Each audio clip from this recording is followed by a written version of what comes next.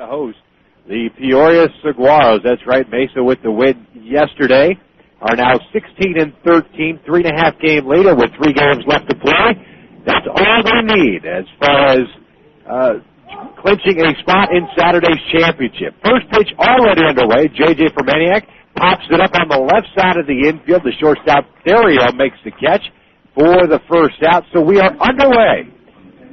Run down the starting lineups for the Peoria Saguaros. J.J. Fermaniak, the shortstop, leads it off. Jake Gautreau from the Padres at second base. David Wright from the Mets bats third. He plays third base. Doing the cleanup will be Josh Willingham, and he'll be the catcher from the Marlins. Chris Aguila, also for the Marlins, bats fifth in center field. John Knott in right field from the Padres, batting sixth. Batting seventh is Jason Stokes, as Gautreau grounds one over to the second baseman, Bonham, who throws on the first for out number 2. Jason Stokes is the seventh batter. He is the first baseman for the Marlins. Brad Nelson in left field, bats eighth for the Brewers. And also for the Brewers, Kate Johnson bats ninth, and he'll serve as the designated hitter. So it's Fermaniak, Gautreau, Wright, Willingham, Aguila, Knott, Stokes, Nelson, and Johnson. Facing the right-hander as the Boston Red Sox organization, Jerome Gamble. Gamble comes in at 1-1 and a 6.38 earned run average. 18 in the third innings, 21 hits, 10 strikeouts, 5 walks, all coming in his 4 starts here in the Arizona Fall League. First pitch to right, missing on the inside part of the plate for ball 1.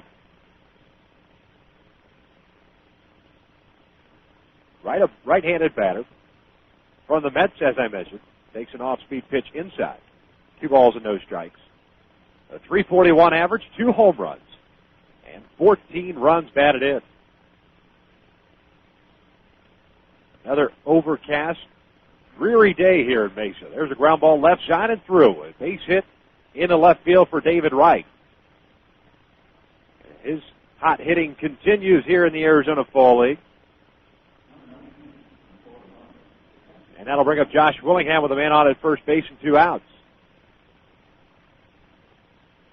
And before Saturday's championship game, which first pitch is scheduled for 3:05 Eastern Time, and we will be bringing you that action live. But before first pitch, Arizona Fall League will hand out its Joe Black Award, which serves as the most valuable player. Some think it may be Jason DuBois, as the pitch to Willingham misses inside. It could be David Wright. It could be DeJuan Brazelton, a 2-time Pitcher of the Week winner here in the AFL. Or even Richard Lewis, who leads the Arizona Fall League in hitting with a .405 average. 1-0. Willingham pops one up behind the plate, now to play. A ball on the strike.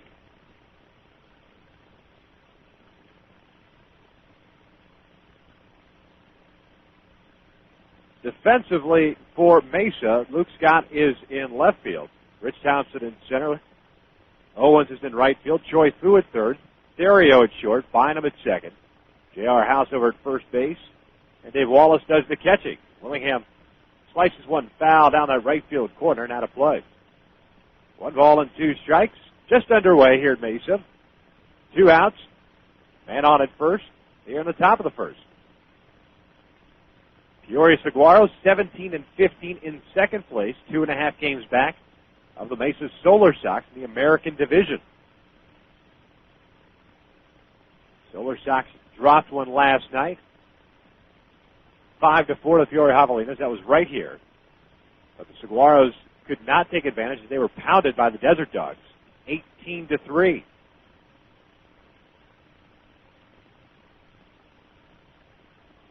So Peoria looking for some redemption in this afternoon's ballgame. Gamble, a right-hander, as I mentioned, from the Red Sox, makes his home in Alexander City, Alabama.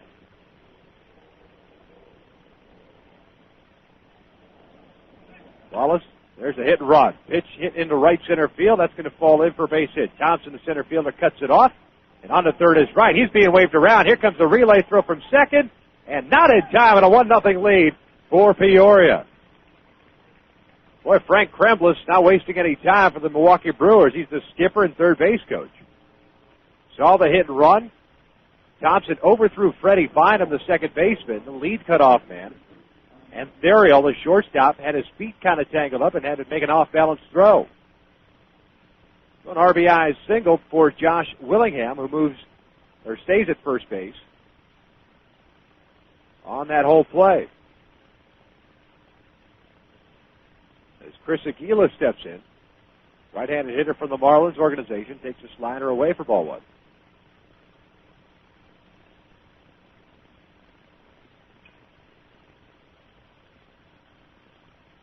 Gamble originally selected by the Red Sox in the 4th round back in 1998. Fastball in there, 1-1.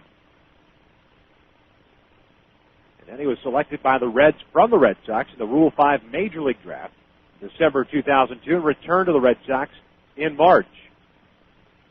Split time between A-ball Sarasota and AA Portland. AA just made 2 starts. There goes Willingham on the hit and run, foul back. 1 ball, 2 strikes now. Gamble in 14 starts at Sarasota in that Florida State League. Ended up going 6-4 with a 3.66 earned run average, 76 innings of work, 51 strikeouts, and 21 walks. Even though Willingham is a catcher, he does have 2 stolen bases. Popped up right side. That'll find its way into the seats. His house chases it, but runs out of room. And the count remains 1 ball, 2 strikes.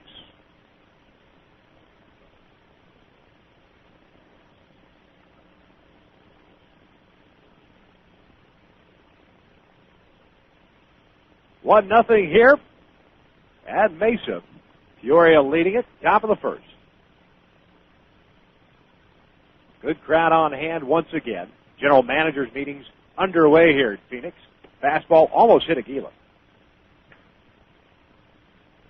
Count even to 2-2.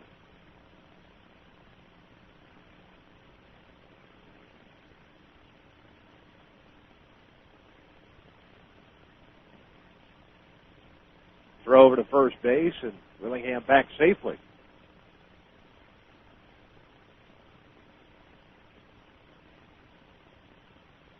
Here in the Arizona Fall League, we play 9 innings, just like a Major League Baseball game. 2-2, slider away. And the count is full.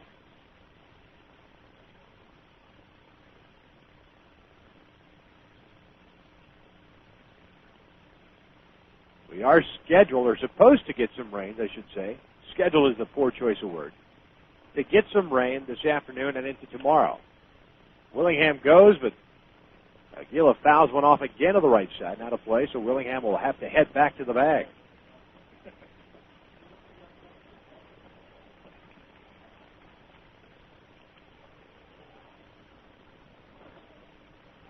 Mesa Desert Dogs, I mentioned, are managed by Tony Beasley. Peoria Saguaros managed by Frank Kremlin. There goes the runner, and Aguila lines one into center field. Thompson's got a beat, though. Waits for it, makes the catch for the 3rd out. But Peoria does score first. They put a run on the board on 2 hits. They strand a runner. And as we head to that bottom of the 1st inning, it's the Peoria Saguaros 1, Mesa Desert Dogs coming up. You're listening to Arizona Fall League action live and exclusively right here on MLB.com radio. I'm Derek Peter. When I was growing up, my parents and I would go to the schoolyard every weekend and play ball. They teach me how if I practiced and didn't give up, my swing could get better. But if I got in front of the ball and wasn't afraid, I could stop it. But there weren't any shortcuts to becoming a better player. But if I believed in myself, I could do it. Funny, all that time, I thought they were teaching me how to play baseball. Helping your kids find a dream can help keep them off drugs. This message brought to you by Partnership for Drug-Free America. Visit us at drugfreeamerica.org. Avoid going into spring training wondering where the free agents have landed and what your team looks like heading into the 2004 season. Let MLB.com radio keep you informed with our Hot Stove Report. Mainstays Seth Everett, Billy Sample, and Jonathan Mayo bring you the most up-to-date information while they chat with general managers, scouts, and those inside. Just because the World Series is over doesn't mean we stop thinking baseball. The Hot Stove Report, found only at MLB.com radio.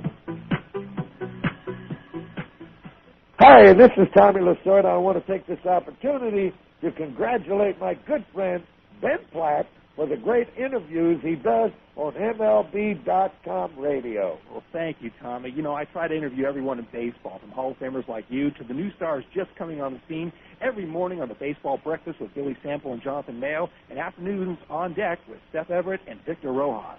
Hey, Ben, one thing I don't get is, what's this Benny P stuff? Tommy, it's just a radio nickname they gave me back in the station. Benny P this, Benny P that. You weren't Benny P 10 years ago when you started out covering the Dodgers. I'm one of the few guys that knew you when you were poor. Man, I thought you were going to soil yourself every time you did an interview with me. Man, last year he accused me of starting the Kingman interview, now this. The Benny P interviews, exclusively on MLB.com radio. Benny P, what a joke.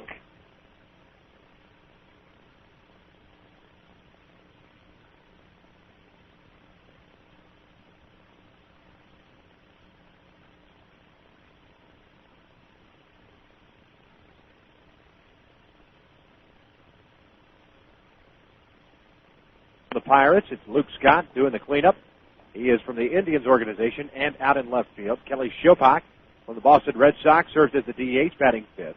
Batting sixth is Rodney Choi Fu from the Indians. He's the third baseman. Batting seventh, Dave Wallace, also from the Indians. He does the catching. Ryan Theriot from the Cubs is the shortstop and bats eighth, and Jeremy Owens will bat ninth in right field from the Red Sox organization. So once again, it's Thompson, Bynum House, Scott, Shopak, Choi Fu, Wallace, Theriot, and Owens to face the right-hander out of the Texas Rangers organization, Nick Regilio.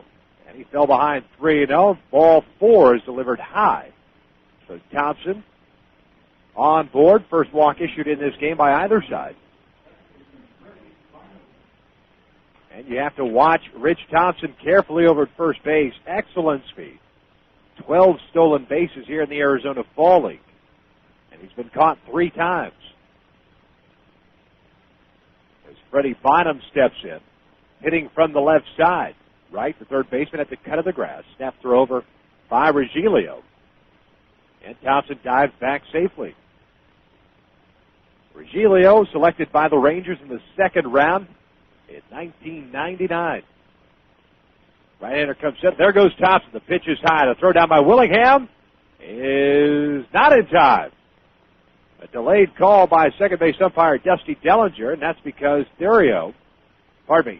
Maniac had dropped the baseball. The throw was there, but Maniac couldn't hang on to it. So credit Thompson with his 13th stolen base of the AFL. Puts himself in the scoring position. 1-0, bunting is Bynum, and he pops it back behind the plate into the seats. A ball and a strike.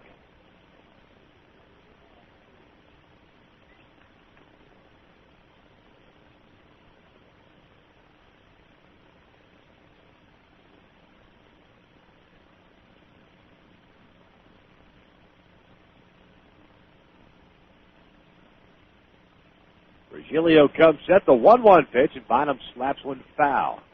Along the left side, 1 ball and 2 strikes.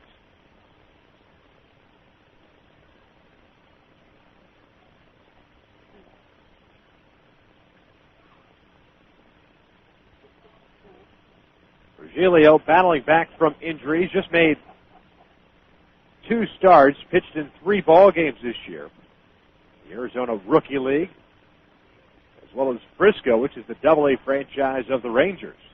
A brand new franchise, I might add, owned in part by Mandalay Sports. Breaking ball missed down and in, 2 balls, 2 strikes. Thompson on at second base, 1-0. Peoria leading Mesa here. Nobody out. The 2-2 pitch to Bynum, fastball missing in. Good live fastball from the right-hander, but just missed in off the plate, full count.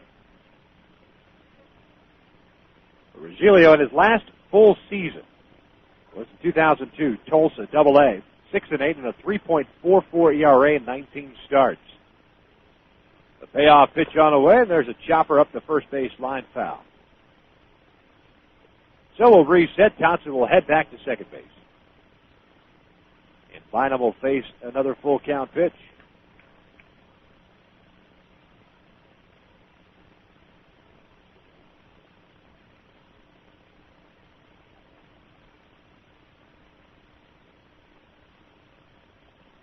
Maniac trying to keep Thompson honest at second base. Payoff pitch, chopped foul behind the plate. Defensively for Peoria, Nelson in left, Aguila at center, not in right field. It's Wright at third, J.J. for Maniac at short, Jake Gautreau at second.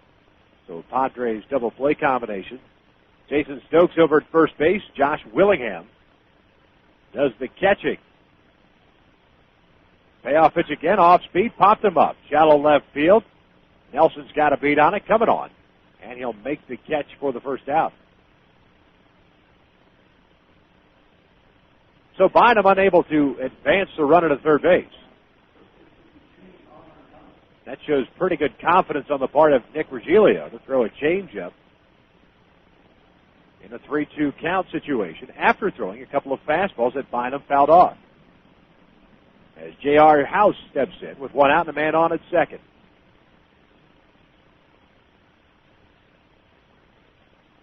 House with very good power. First time I've seen him play first base. He's been the DH most of the games that I've called in which he has played. Fastball caught the outside corner for strike one. House at .297 average, 4 home runs, and 16 runs batted in.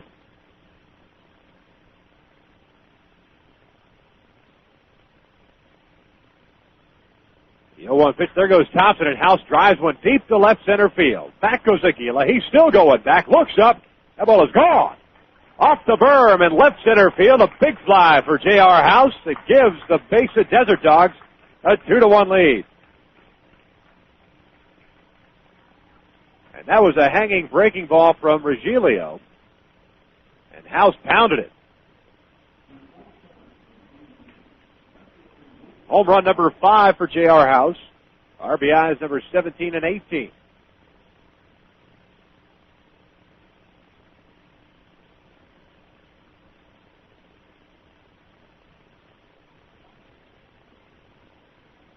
that'll bring up with one out, nobody on, Luke Scott from the Indians, a left-handed batter.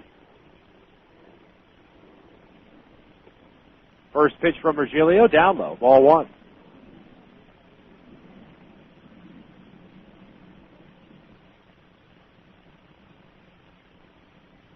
Scott a .343 average.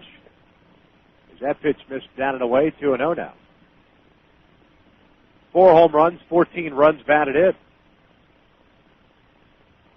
Regilio came into this ballgame, no record, and a 3.08 earned run average in 6 starts. 26 in the third innings, just 22 hits. He struck out 21 and walked 7.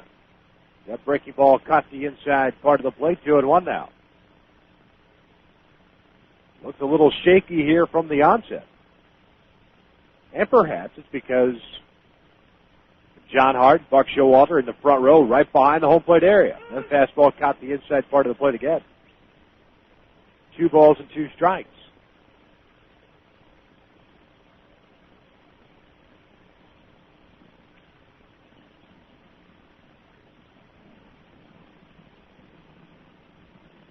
The 2-2 pitch, fastball missing in off the plate. 3-2. Scott had to raise his hands a little bit to avoid being hit by the pitch.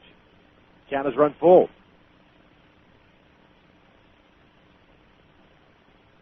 Payoff pitch, ground ball right side. First baseman Stokes has got it. He'll take it himself for out number 2. So Regilio turning the pitch over a little bit, having it tail away from the left-handed batter. He rolls over it, a little soft ground ball to the right side. So with 2 outs, nobody on. Kelly Shopak on the Boston Red Sox, the DH this afternoon, steps in.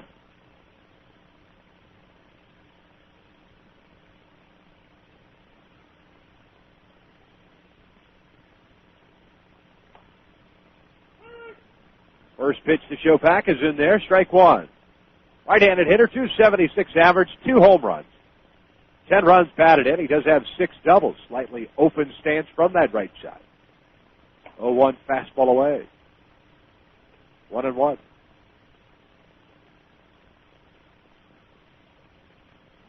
Well, at least Regilio has shown some life on his fastball and some confidence on his off-speed pitches. The 1-1, fastball down and away. 2-1, Desert Dogs lead it. 2-run shot by J.R. House. We're still in the bottom of the first. The 2-1 pitch, fastball away. 3 balls and a strike.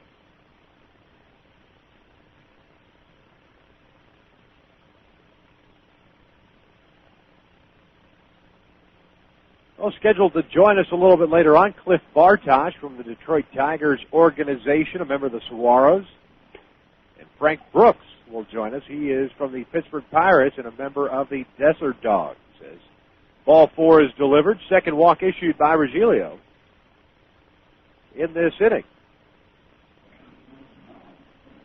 That put the man on for Rodney Choi Fu.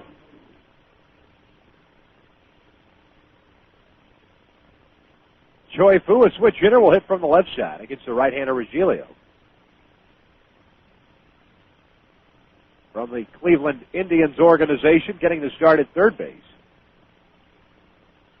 266 average, no home runs, 9 runs batted in. First pitch on the way, it caught the knees. Strike 1. Darren Willows calls the balls and strikes. It's Adam Dowdy at first base, Dusty Dellinger at second, and Jeff Burr over at third base. Regilio will come set, checks the runner in the 0-1. Off speed, swing and a miss. Good changeup. No balls and 2 strikes. Dave Wallace awaits on deck.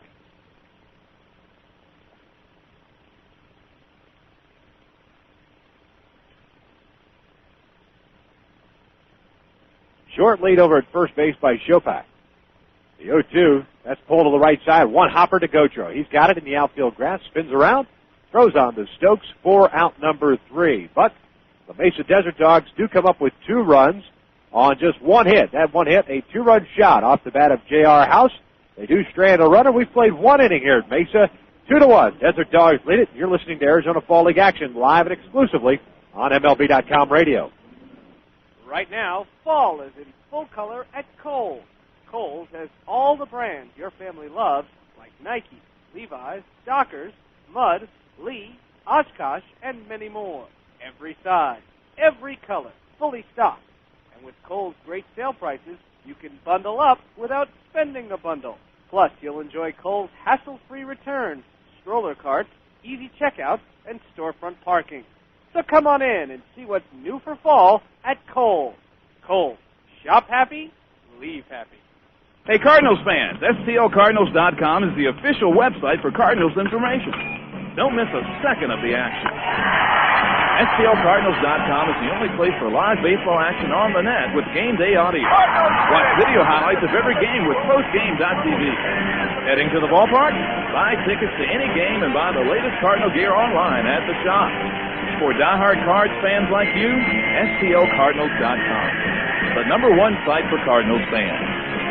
Being inducted into the Hall of Fame is the ultimate after you had a successful Major League career. Of course, I took 4 years out for World War II. I joined the Navy 2 days after Pearl Harbor, and I'm very proud to be an American and hope I've been a good one. Relive your fondest memories of Bob Feller and see his Hall of Fame plaque at the Baseball Hall of Fame in Cooperstown, New York. For more information, visit us on the web at baseballhalloffame.org or call 888-HALL of Fame. Bases are loaded. There's the hot shot to 11-year-old right fielder Smith. Smith relays the ball to Baker. Baker fires to Ellis. Ellis to Purdy. Purdy to Sternson. And Sternson cut off mascot. Now that's teamwork. Just one lesson kids learn through the Baseball Tomorrow Fund. A partnership between Major League Baseball and its players that connects kids with baseball and softball programs worldwide. To learn more, visit baseballtomorrowfund.com. Top of the second inning we go. Desert Dogs leading it 2-1. And John Knott for the Padres leads it off and has a no-ball, 1-strike count. That curveball missed a little bit high. He was accounted the ball in the strike.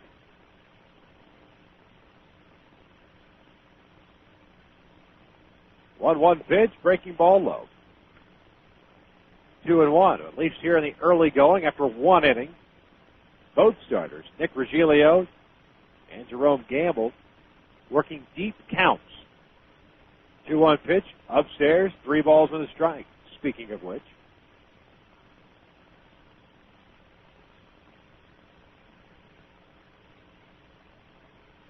Gamble very deliberate. Gets a shine and a slow wind. So 3-1. This one foul does not. Up onto the roof here at Mesa. And the count is run full to 3-2.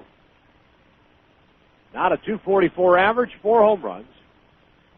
And 15 runs batted in. Payoff pitch, jam job, and he this one foul. Almost caught Jason Stokes, the on-deck hitter, on that first base side.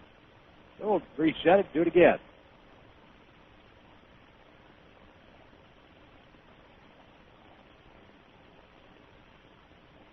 Another 3-2 pitch. There's a ground ball right side. Bynum's got it on 2 bounces. Flips on the house in time for the first out. So Gamble works his way back, gets the ground ball out. So with 1 out, nobody on, Jason Stokes, the first baseman, will step in. Just as a reminder, tomorrow afternoon as well as Thursday afternoon, we will be here at Mesa's HoHoKam Park with a 4:30 Eastern time start. First pitch to Stokes in there for strike 1. And tomorrow it'll be the Grand Canyon Raptors against these same Mesa Desert Dogs. And then on Thursday, if the breaking ball misses low, it'll be the Scottsdale Scorpions taking on the Mesa Solar Sox.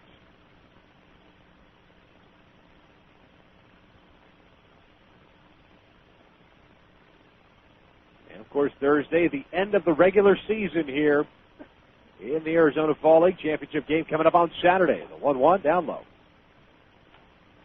2 balls and a strike.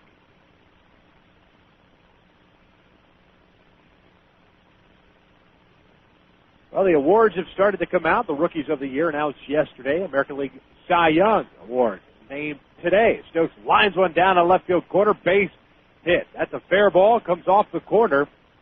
Scott comes over to retrieve it. Stokes is on board with a double.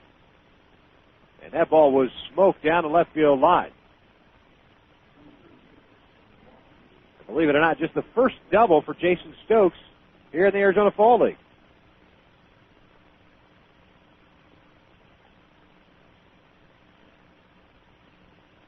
Stokes, a player the Florida Marlins are very high on, hence the fact they traded Adrian Gonzalez to the Texas Rangers this past season in exchange for Ugueth Urbina. Brad Nelson steps in from the left side with 1 out, man in scoring position. And the breaking ball misses upstairs.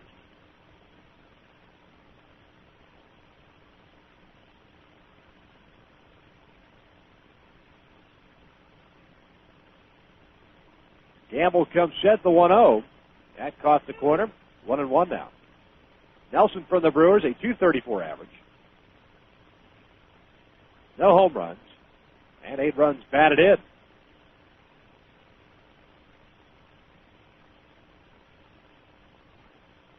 He pops one up left side. That is slicing towards his seats. Choi Fu giving chase, but he's going to run out of room as it bounces high off the concrete here. 1 ball and 2 strikes. So our hearty congratulations to Roy Halladay for being named the American League Cy Young Award winner, and deservedly so. He probably could have made a case for either him or Esteban Loaiza.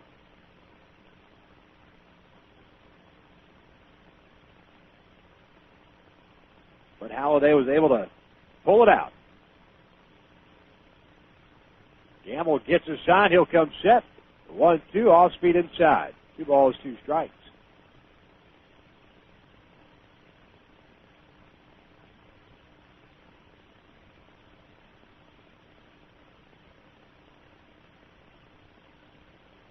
Two-two pitch on the way, and that's popped up behind the plate. Out of play.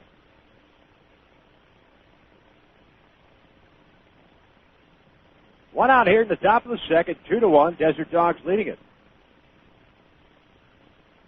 Runner on at second base for Peoria. The 2-2. That's a check swing foul. So the count remains 2 balls, 2 strikes.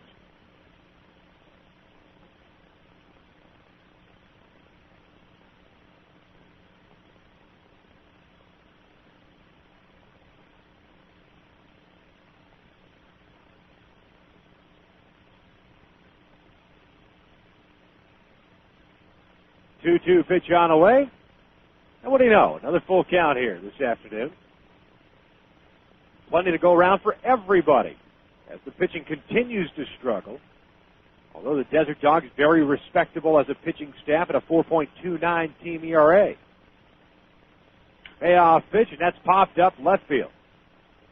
Over comes Scott towards the foul line, and he will make the catch for out number 2. But talking about the pitching, of course, in the Arizona Fall League, conversely, the Peoria Saguaros, a team ERA of 5.62. Just looking at the standings in the ERA department, 2 teams only, Desert Dogs and Scottsdale Scorpions, with team ERAs under 5. And it's the Solar Sox at 5.07, the Javelinas at 5.29, the Raptors at 5.45, and the Saguaros at 5.62. First pitch, breaking ball to Cade Johnson, upstairs, ball 1. Now, the flip side of that would mean that everyone else, or the teams, I should say, are hitting very well, and they are.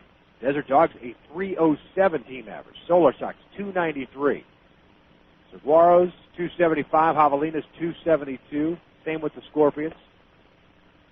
And the worst hitting ball club of the Raptors at 263, which technically is somewhat respectable for team batting average. So certainly the Arizona Fall League is taking a step backwards from the quality of talent on the pitching side. 2-0, caught the corner. 2 balls and a strike.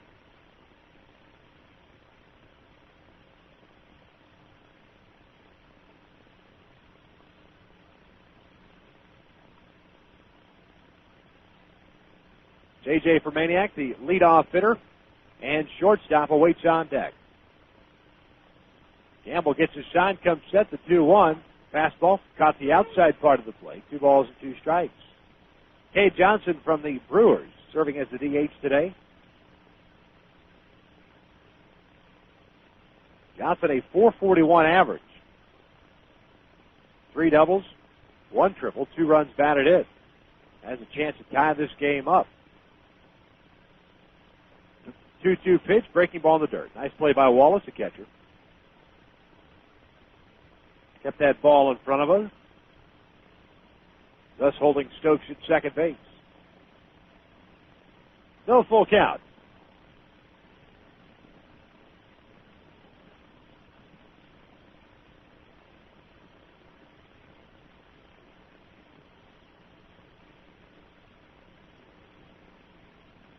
Payoff pitch on the way. That fastball's pulled hard right to the third baseman, Choi Fu. He's got it. He's going to run back Stokes for the third out as he tags him.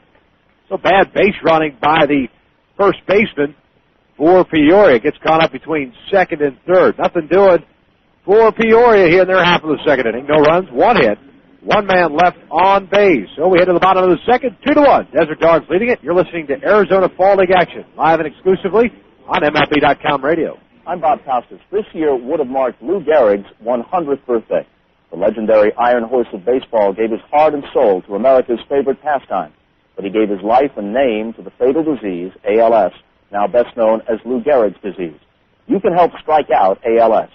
Call the ALS Association at 1-800-782-4747 or log on to alsa.org. Thanks. Your grandparents came here. The long drive, and it's a home run for Joe DiMaggio. Your parents came here. Here comes Roger Maris in the score, and Cepeda pulling the second with a double. Now it's your turn.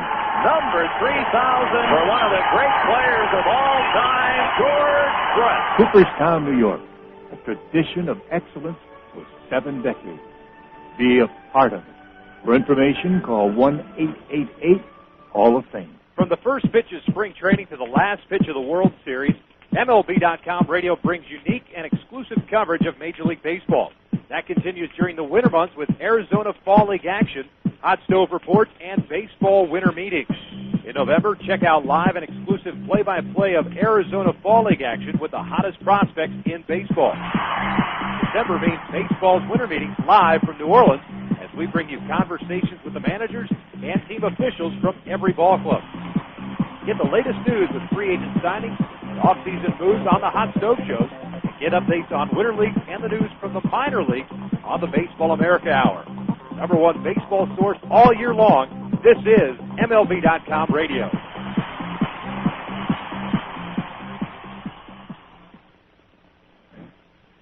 Bottom of the second inning we go. Jonathan Mayo bothering me here in the booth. 2-1. Desert Dogs leading it.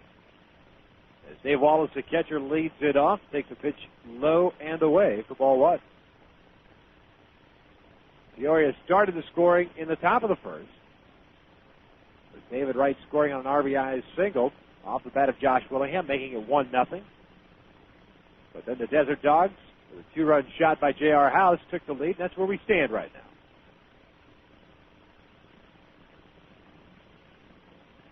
Two-0 pitch, fastball upstairs, ball three.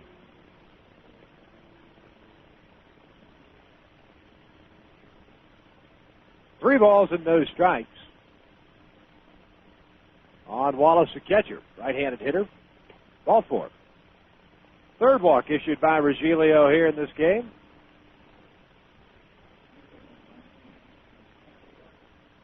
Leadoff man on board, and Ryan Theriot from the Cubs will step in. And time is called. Blaine Beatty, New York Mets pitching coach, will come out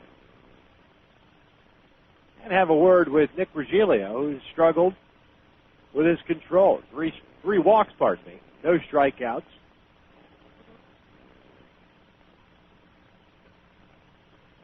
And it may just be a case of the nerves because he came into this game with 21 strikeouts, 7 walks in 6 starts here in the AFL.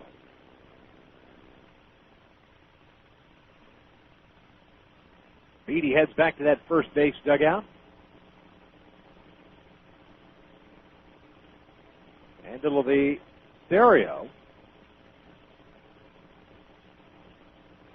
Switch hitter hitting from the left side, stepping in. Wright comes in at the cut of the grass at third. First pitch in there, strike one.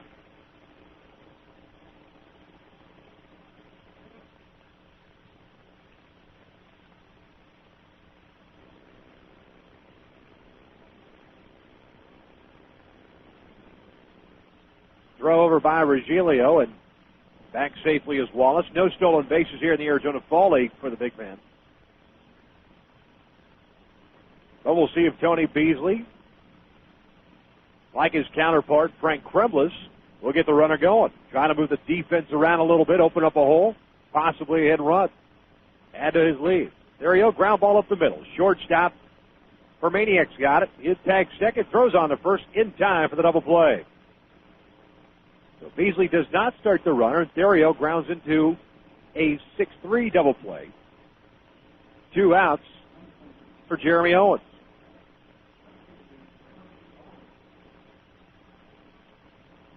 Owens from the Boston Red Sox getting the start in right field.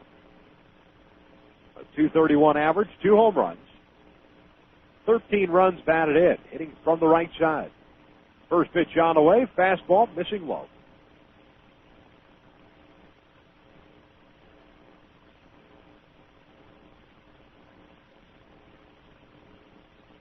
Got an interesting press release from the New York Yankees here in regards to the Rookie of the Year voting in the American League yesterday. A statement by George Steinbrenner. Not at all happy that Hideki Matsui did not win the award. The 2-0 caught the corner, 2-1. More importantly, he's more upset with the fact that 2 voters decided not to treat Matsui as a rookie. Thus, in effect, erasing the spirit of the rule. There's a comebacker off of Regilio. He's down for the count, and Owens will reach. Regilio down on his knees, trying to get up now. still on all fours. Kremlis comes out. Steve Miller, trainer from the Marlins, comes out, as does Blaine Beatty, the pitching coach. That ball is hit pretty hard as the one-hopper right back to Regilio. He's sitting on his keister right now. They're looking at his right leg. Just around that knee area.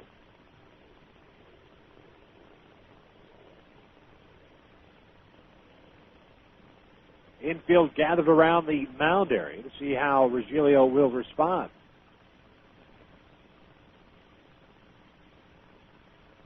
Well, credit Owens with a infield base hit. With 2 outs here in the bottom of the second inning. Regilio still sitting down on the mound.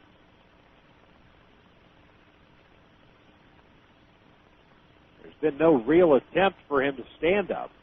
Didn't even go after the ball. Most times you'll see a pitcher, just from an instinct standpoint, go after the baseball, but Regilio stayed down, now finally gets up. Nice round of applause by the fans here.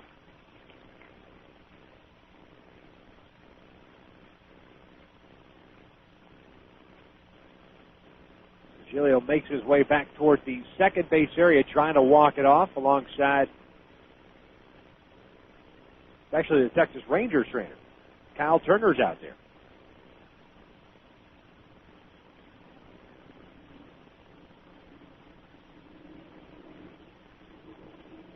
Regilio making his way back to the mound, assuming he'll get some warm-up tosses here from home plate umpire Darren Willis. 2-1 here in the bottom of the second inning, but just to go back to that George Steinbrenner press release, the statement, and I'll read it verbatim. Quote, while I have great respect for the Baseball Writers Association of America and all of its contributions to our national game throughout the years, I firmly believe that a great injustice has been done to Hideki Matsui. 2 misguided writers, Bill Ballou and Jim Suhan, in voting for American League Rookie of the Year, clearly made up their own rules to determine who was and was not eligible for the award and disqualified an eligible candidate who could have won. One of the writers in question, Mr. Ballou, actually said, while he, Matsui, is technically a rookie by the rules of Major League Baseball, he is not a rookie in the spirit of the award. Spirit of the award. The award was renamed by the Baseball Writers Association to honor Jackie Robinson, its first recipient. Jackie Robinson came to the major leagues after playing in the Negro Leagues, a league whose high level of play is unquestioned.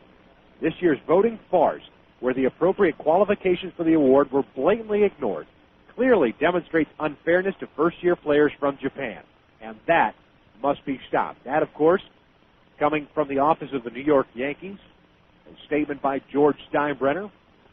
Harsh words for those 2 gentlemen that decided that Hideki Matsui was not a rookie. Well, Regilio is going to stay in this ballgame, it appears. Had a couple of warm-up tosses, should be fine. But as you look at the National League Rookie of the Year voting, how in the world Brandon Webb of the Arizona Diamondbacks was left off completely of 7 ballots is ridiculous. Not that I'm saying he should have won the award. But there are guys and ladies, members of the Baseball Writers Association of America, that can care less. And that is an honest answer. 2-snap throws over to first base, and Owens back safely. He does have 4 stolen bases here in the AFL. As Rich Thompson, the leadoff man, steps in, very good speed. Right, the third baseman, respecting that, playing even with the bag. First pitch swing, he slaps one on the left side. Backhanded by Fermaniac. Goes to second, not in time. The throw is wide at second base as Owens slides in safely. So back-to-back infield singles for the Mesa Desert Dogs here in the bottom of the second inning. With 2 outs, runners at first and second. It'll be Freddie Bynum from the A's stepping in.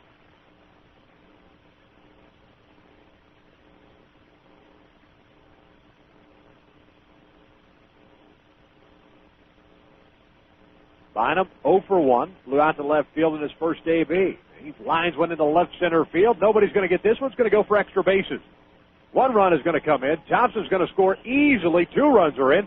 Bynum's going to try for 3. The relay throw is going to be tardy, and Bynum is in there with a 2 RBI triple that gives the Desert Dogs a 4-1 lead.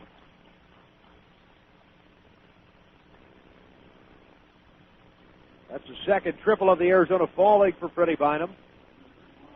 Clears the bases. Maybe Regilio is not 100% after getting hit by a pitch, hit on a comebacker by Jeremy Owens.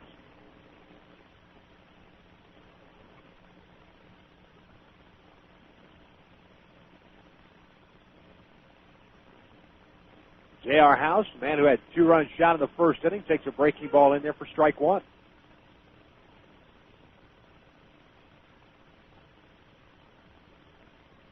For House's 5th home run of the season, Bynum on at third base, Regilio working from the stretch. No action in the bullpen for Peoria. House skies one towards right field. It's hit deep. Going back is not. Still going back. He's at the wall. Can't get it. Goes off the wall. Bynum comes across the score. House will stroll into second base with a 2-out double. A 5-1 lead now for the Desert Dogs, and John Knott misplayed that terribly in right field. He got back to the fence when he needed to in time to find the baseball, but then just couldn't come up with it.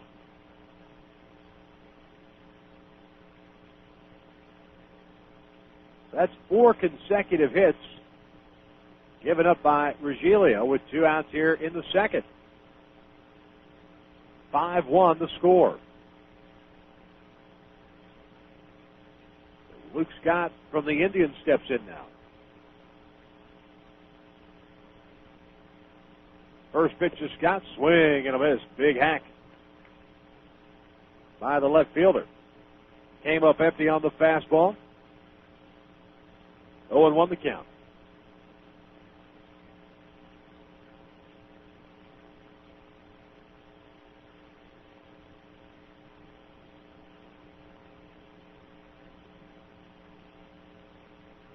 Pitch, that's fisted foul behind the plate. No balls and 2 strikes.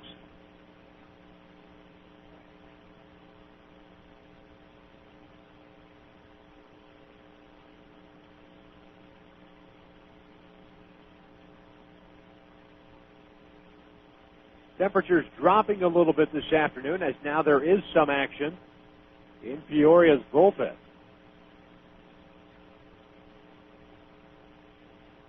Looks like the big man from the Florida Marlins starting to loosen. 0-2 pitch, breaking ball, inside, gets away from the catcher Willingham. House will move to third base on what should be a wild pitch. As it's the right-hander Lincoln Holtzcomb from the Marlins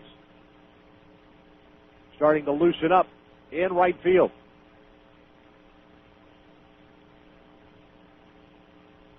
Two runs in the first, 3 runs here in the second. Desert Dogs leading it 5-1. This is on the heels of the thumping that the Desert Dogs put on the Saguaros yesterday afternoon. Regilio King set, now steps off.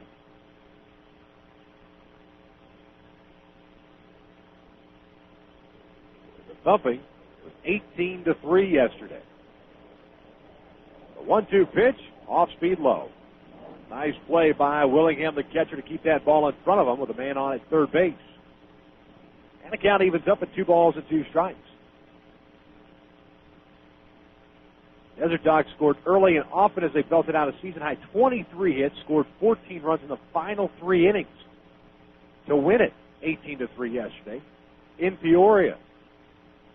Each Desert Dog starter had at least 1 hit in the game, with Chris Duffy leading the offense, going 4 for 6 with 5 RBIs and 2 runs scored.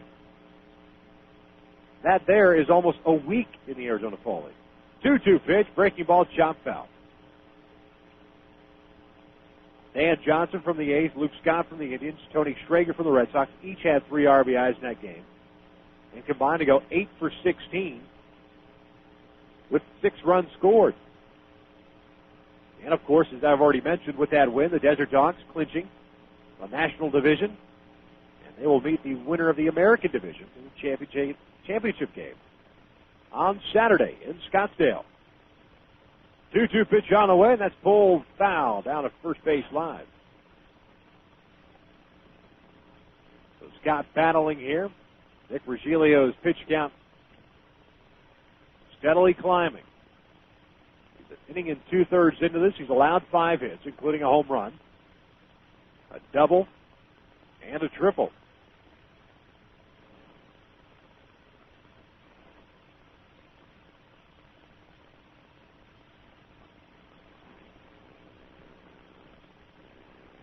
Regilio with a long look in. Finally gets his shine. He'll come set. Right-hander kicks to 2-2. Fastball popped him up. Right side. Shallow right field. John Knott coming on.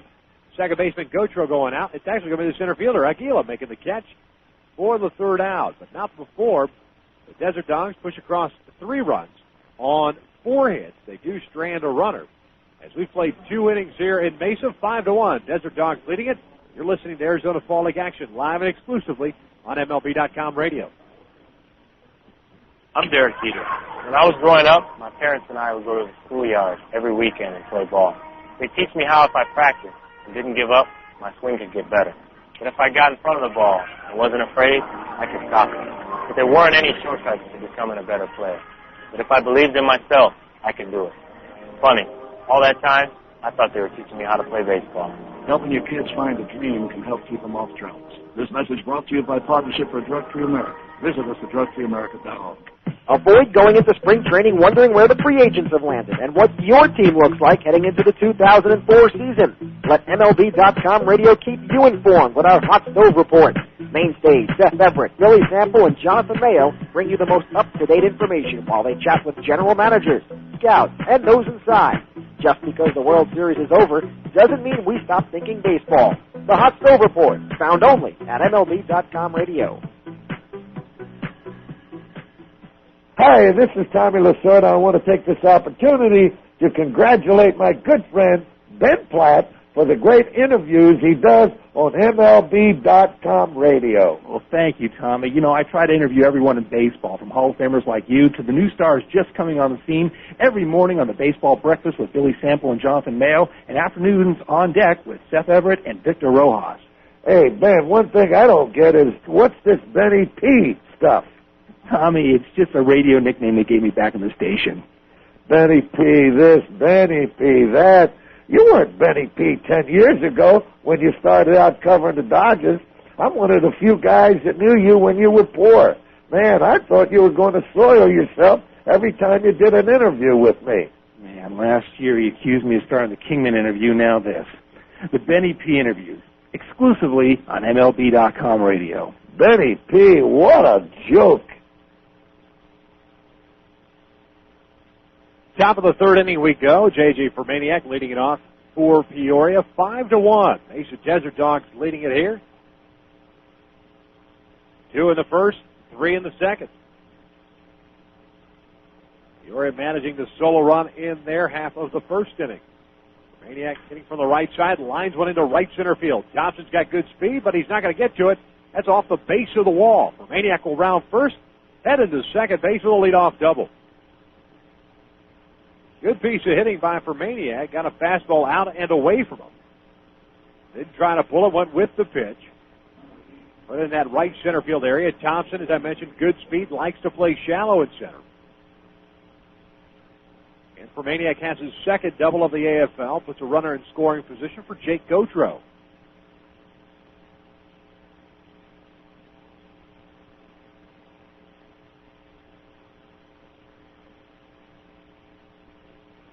Gautreau, a left-handed batter, 0 for 1. Grounded to first in the first. Grounded to second in the first. Takes a fastball in there at the knees for strike 1.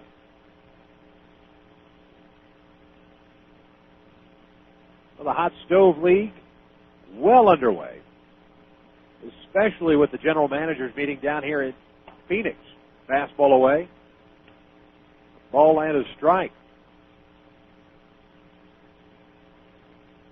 Of course, may or may not have heard of the Yankees' desire to acquire Curt Schilling.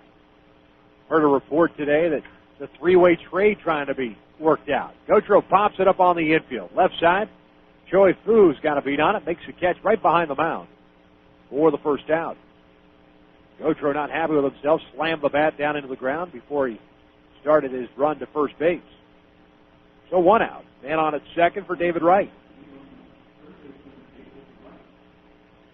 As far as that three-way trade is concerned, at least rumor has it, the Yankees, Diamondbacks, and the St. Louis Cardinals.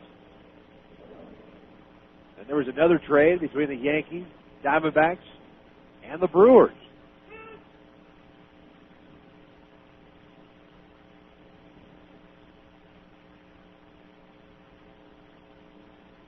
That'll be interesting as this off-season progresses. D-backs, of course, hot on the heels of trying to acquire Richie Sexson, a guy that they've focused in on. But they need to move either Schilling's contract or a combination of contracts in order to accommodate Sexton's contract for 2004.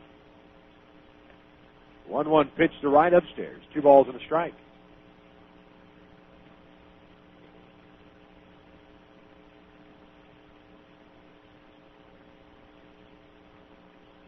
Upper Maniac led off the third with a double towards right center field. Gautreaux popped out. And Wright has a 2-ball, 1-strike count. Gamble sets the pitch. Breaking ball, missing high. 3 balls and a strike. We are well underway into a 3-hour affair if this continues this pace. Starting to get a little bit darker here. As I said earlier, expecting some showers. Lights are still not on. 3-1 swing and a miss by Wright. Swinging for the downs right there. Came up empty. Full count now.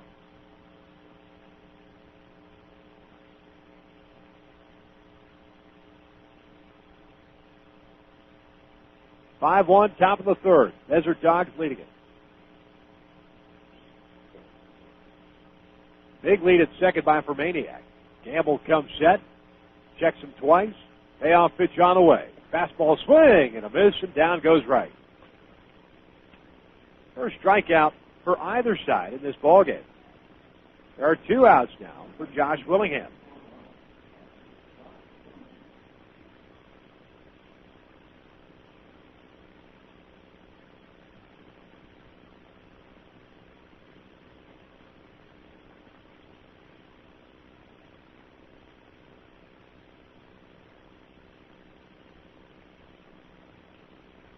Willingham 1 for 1, singled with an RBI. That RBI, the only run in the game for Peoria. Breaking ball in the dirt, nice play by Wallace. And arranged far to his right. Holds the runner at second base.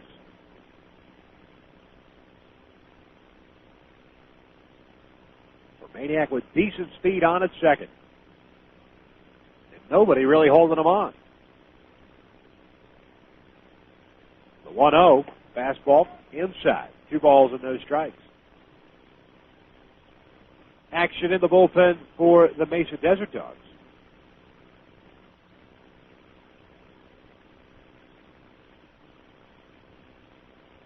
Looks like it's a left-hander, Greg Kubas. Fastball high. 3 balls and no strikes.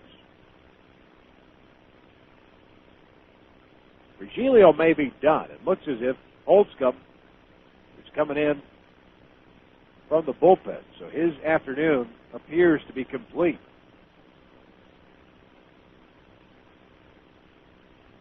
(3-0), Conta corner, 3-1.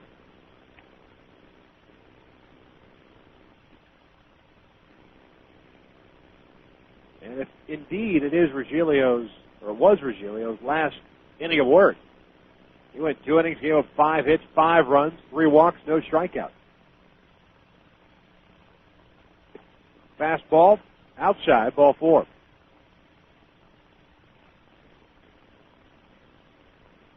So Willingham on board with a walk. Second time he is reached. And now Kurt Young, the pitching coach, is going to come out. They have some words with Jerome Gamble.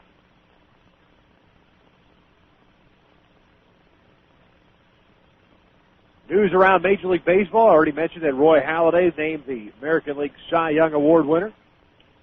New York Yankees have hired Roy White on Tuesday to be their first base coach. And Louis Soho moves over to third base coach. Remember, after the season, Lee Mazzilli was supposed to shift over, but he took over the Baltimore Orioles managerial position. So Soho goes from first to third. Roy White takes over at first base. Former bench coach was White back in '83. First base coach in '84 and '86. He spent the past 5 seasons as Oakland's AAA hitting coach.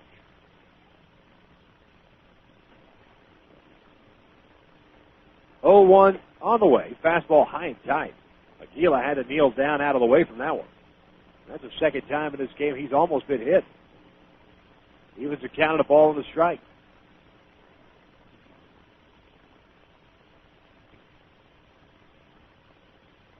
Aguila flew out to center field in his first at-bat, so he's 0 for 1. He's got runners at first and second and 2 out. 1-1 pitch, breaking ball, pulls to the left side in the base hit in left field. Coming around second is for Maniac. He's going to score easily. And the deficit for Peoria, it's 5-2 now. RBI is single by Chris Aguila. His 22nd run batted in of the AFL.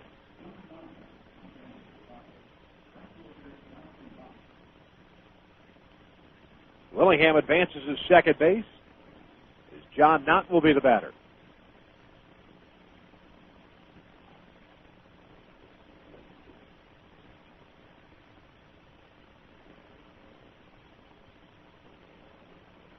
Not 0 for 1, grounded out to second base in his first at-bat.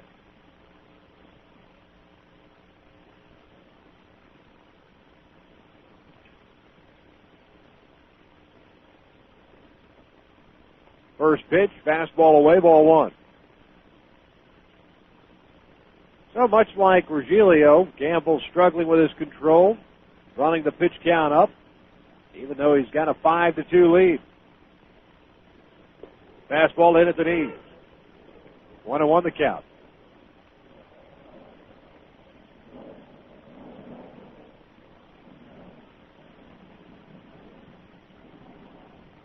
Jason Stokes awaits on deck.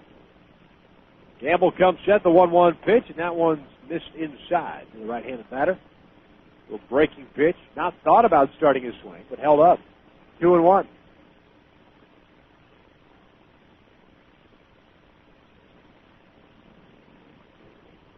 Big lead at second base for Willingham. The 2-1 pitch, fastball fouled back and out of play. Count even to 2 balls, 2 strikes.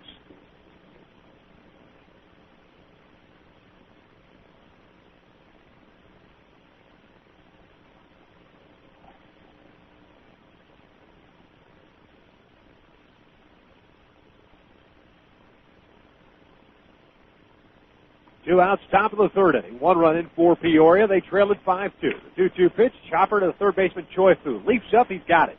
Long throw across, dug out by House for the third out. So a nice play by Choi Fu as well as J.R. House to get the Desert Dogs out of it. But Peoria does put a run on the board on 2 hits. They do strand 2 runners. As we head to the bottom of the third inning, it's the Desert Dogs 5, Peoria 2. You're listening to Arizona Fall League action live on MLB.com radio. MLB.com radio heats up even as the weather cools down. Join Diamondbacks broadcaster and MLB.com radio contributor Victor Rojas as we bring you Arizona Fall League action. Just because the World Series is over doesn't mean the play stops. Check out some of the best the minor leagues has to offer with prospects like Delman Young, J.D. Durbin, and J.R. House, just steps away from the big time. Victor Rojas in Arizona Fall League action. It's MLB.com radio heating up on the road to the 2004 season. And don't worry, it's a dry heat. You love the game. You love your team. And you love your friends and family. So to get home safely, you hand off your keys to a sober, designated driver. America's all-star team of sports leagues, stadium service partners, brewers, broadcasters, and traffic safety experts thanks the sober, designated drivers who make sure you buckle up and get you home safely. Victor Rojas has done it all. He's played minor league baseball, worked the bullpen as a catcher with the Florida Marlins. He was the general manager of a minor league team that won a championship, and now he works as part of the broadcast team for the Arizona Diamondbacks. Yet with all of that, Victor still finds time to fill us with many baseball tidbits. Since you're all fired up, Ricky's a pretty quotable guy. Yeah. Just ask him. I don't want to be one of those great players who never made it to the series. He played in 3 World Series. Well, I'm not one of them, so that's 49% right there on Ken Caminiti's claim that at least 50% of the big leaguers use steroids. Wait, it gets better. Steve Finley was Henderson's teammate in San Diego. The tale has them boarding a bus when Finley told Henderson, sit anywhere you want, you've got tenure. To which Henderson said, 10 years? What are you talking about? Ricky got 16, 17 years. Oh, that's classic. Victor Rojas, attitude, humor, and knowledge of the game. Just another few reasons to listen to MLB.com radio. Believe it. Bottom of the third inning we go, 5-2. Desert Dogs leading it. Victor Rojas with you here from Mesa's HoHoKam Park. And a pitching change for the Peoria Saguaros. Right-hander Lincoln Holtzcomb from the Florida Marlins comes in relief of Nick Regilio.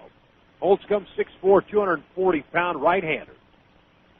Comes in with a 1-2 mark and a 6.75 earned run average in 11 ball games. He does have 2 saves, 14 and 2/3 innings, 22 hits, 14 strikeouts, 9 walks. 1-1 pitch, swing and a miss by Shopak.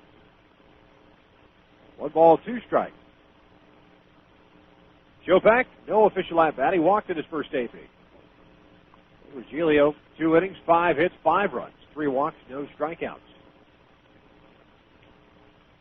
The 1-2 pitch on the way, swing and a miss, and down goes Shopak for round number 1.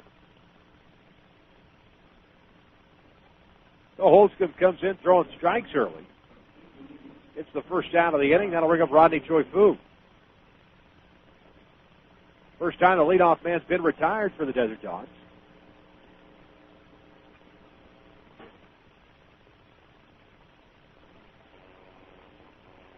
Choi-Fu batting from the left side. 0 for 1, grounded to second his first AB. Pitched outside, 1-0.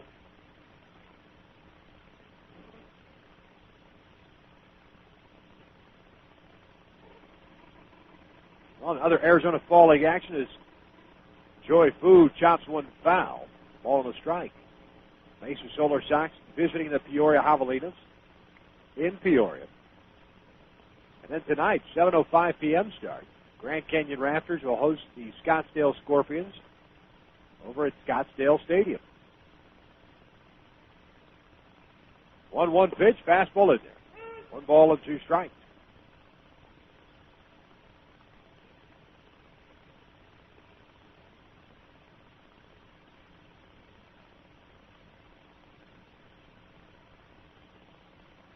One-two pitch on the way. Breaking ball slapped down the left field line, but that'll slice into the seat.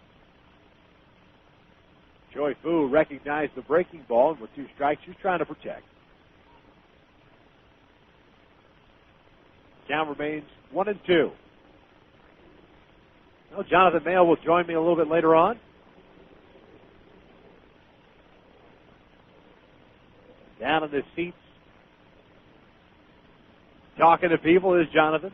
1-2 pitch, check swing. Did he go? Third base umpire Jeff Burr says no, he didn't. The count remains, or goes to 2 balls and 2 strikes, partner.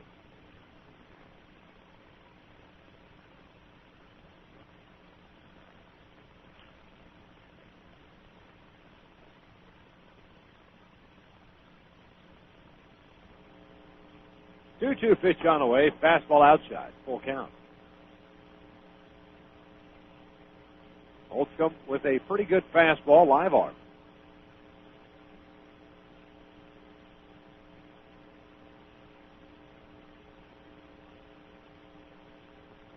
Out of the Florida Marlins change. Payoff pitch, swing, and a miss on the breaking pitch.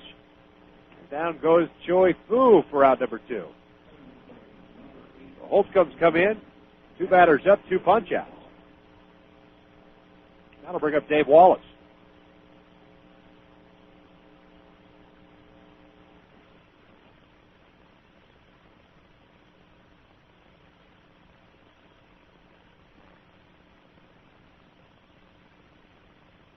Wallace takes a fastball right in at the knee for strike 1.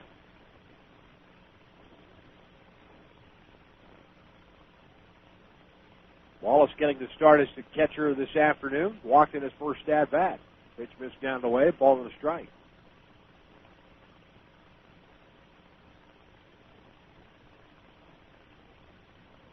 Five to 2, Mesa leads Peoria. Bottom of the 3rd inning. That's skied along the right field side. Stokes, the first baseman, in foul territory near the wall. He's going to run out of room. That ball bounces high off the concrete. 1 ball and 2 strikes.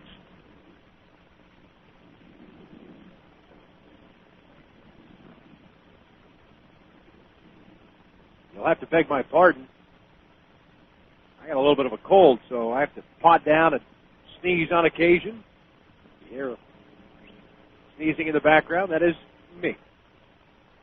The 1-2 pitch, curveball, nub foul. Count remains 1 ball and 2 strikes.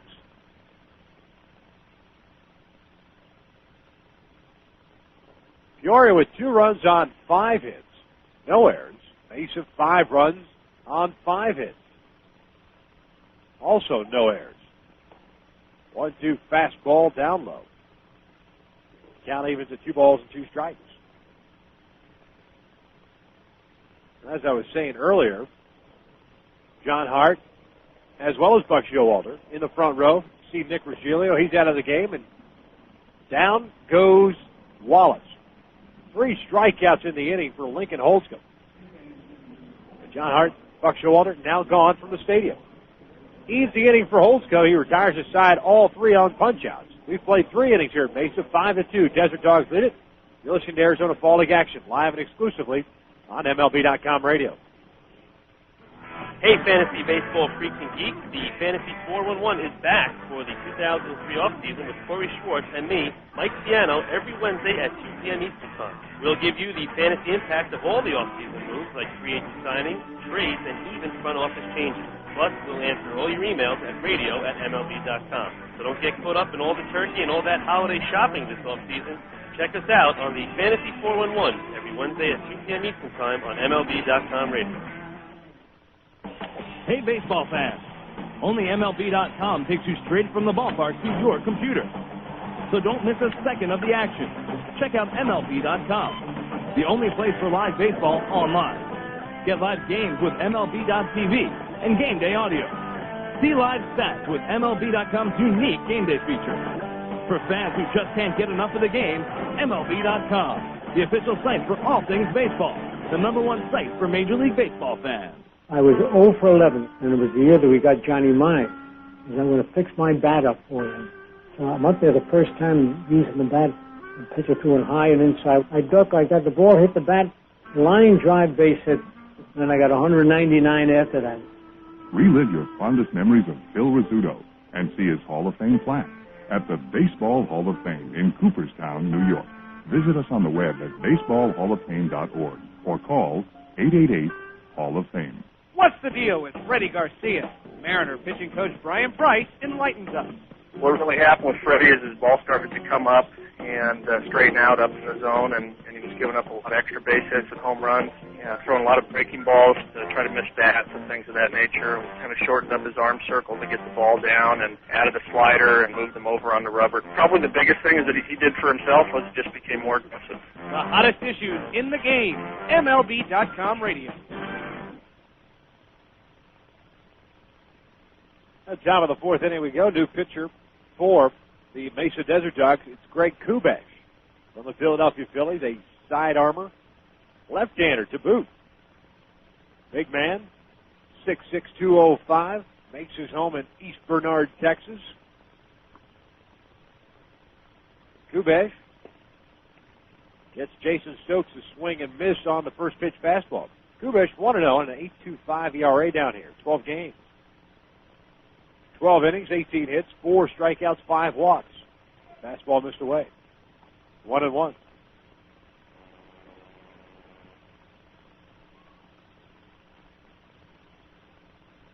Stokes doubled in his first at-bat down the left field line. Got an off-speed pitch, laid off of it. 2 balls and a strike. It was pretty good power.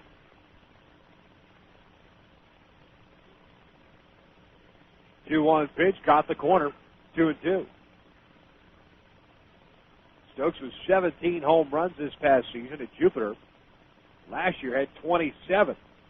Kane County while hitting .341. Fouls one off the end of the bat into the seats.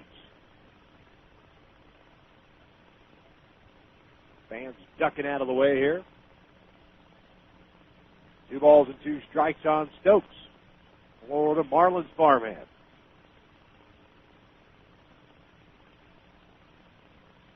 Two from Kubish, fastball away. Full count.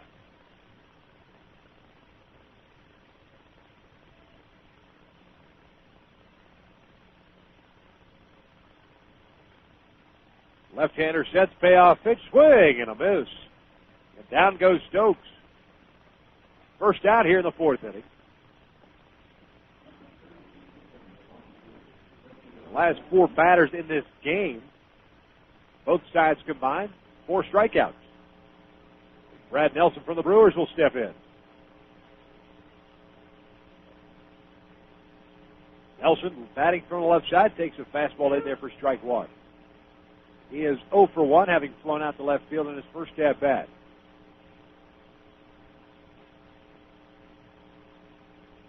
Oh, 1 foul back to the screen. 0-2 the count. So Kubish has come in, thrown strikes. Much like Lincoln Holtzcomb did for Peoria. The lefty sets the 0-2. Off speed, about down the left field side, out of play.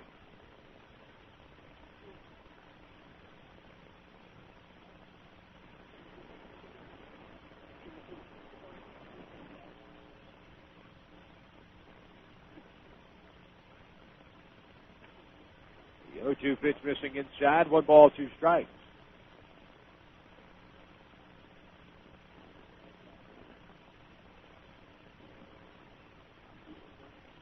One-two pitch, popped him up, left side. Salute stay fair. Choi Fu giving chase, and Wallace is doing the same. And they both run out of room, and the ball drops into the seats.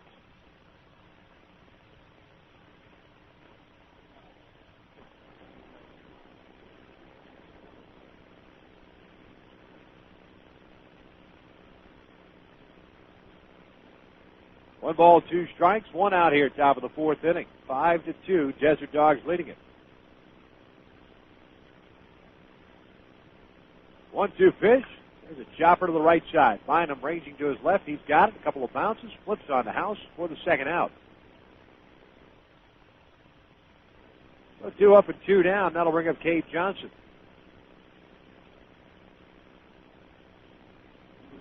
Johnson from the Brewers. Getting to start as a DH today. 0 for 1. Having grounded into a fielder's choice back in the 2nd inning.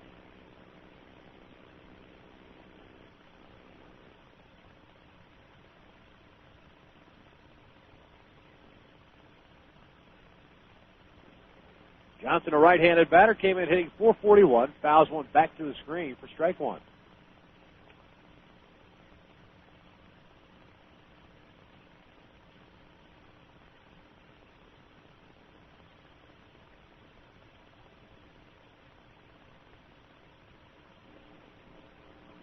Kubish working from the stretch. Fastball away.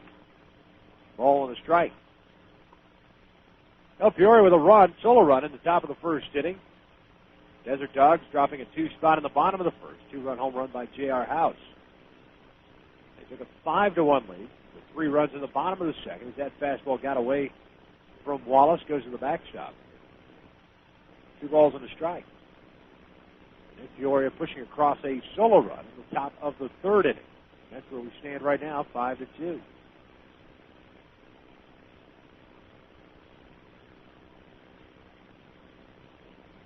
2-1 pitch on the way. That's nubbed foul into the seats along the first base side. 2 balls, 2 strikes in a game that is moving about as fast as molasses.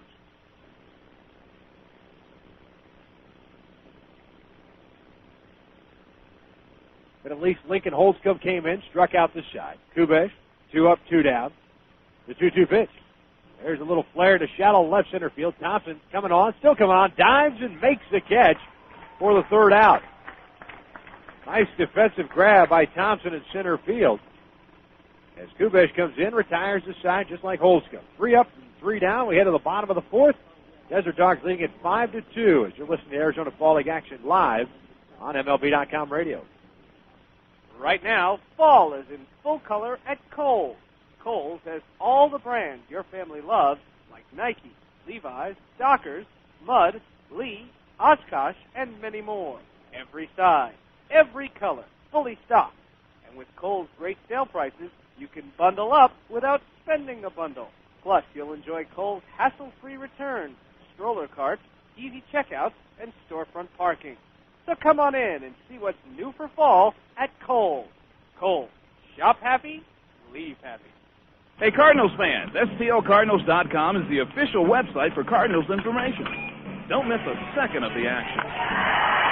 STLCardinals.com is the only place for live baseball action on the net with game day audio. Watch video highlights of every game with postgame.tv. Heading to the ballpark? Buy tickets to any game and buy the latest Cardinal gear online at the shop. For diehard Cards fans like you, STLCardinals.com, the #1 site for Cardinals fans. Being inducted into the Hall of Fame is the ultimate after you had a successful major league career. Of course, I took 4 years out for World War II. I joined the Navy 2 days after Pearl Harbor, and I'm very proud to be an American and hope I've been a good one. Relive your fondest memories of Bob Feller and see his Hall of Fame plaque at the Baseball Hall of Fame in Cooperstown, New York. For more information, visit us on the web at baseballhalloffame.org or call 888-HALL-OF-FAME. Bases are loaded. There's the hot shot to 11-year-old right fielder Smith. Smith relays the ball to Baker. Baker fires to Ellis. Ellis to Purdy. Purdy to Stearns. And Stearns cut off mascot. Now that's teamwork. Just one lesson kids learn through the Baseball Tomorrow Fund. A partnership between Major League Baseball and its players that connects kids with baseball and softball programs worldwide. To learn more, visit baseballtomorrowfund.com. Well, bottom of the 4th inning we go, 5-2, Desert Dogs leading as we're joined in the booth by Cliff Bartosh of the Detroit Tigers organization. Little flare into shallow center field. Coming on is the center fielder, Gillen. He makes a nice diving stop for the 1st out. Cliff, welcome. Are you having fun yet? Yeah? Why is that? Because the game's moving a little slow? Yeah, it is moving a little slow. Not bad, though. The talent down here, is it? No, there's a lot of good players. A lot of good talent. Yeah. How's the Tigers organization treating you? Good so far. I've been a part of them for about a week. Right. And just met a few guys. That's about it. Right. Well, does it feel good now that as far as being a member of the Tigers organization, knowing that, you know, it's basically a blank canvas for Dave Dombrowski. There's so many young guys up at the major league level this year. I mean, you could be put on that fast track just because they've already said they're not going to go out and bring in a bunch of free agents. They're probably going to build from within. You're part of that. Well, I hope so. I hope I can just go in and, you know, it's going to be performance. You know, you got to perform. So hopefully I can do that. Yeah. Well, as far as the experience down here, what can you take from facing these guys going into spring training and you know, having to really, you know, introduce yourself to new teammates, to new coaches, new managers, and a brand new front office? What kind of experience can you take from here into spring training next year?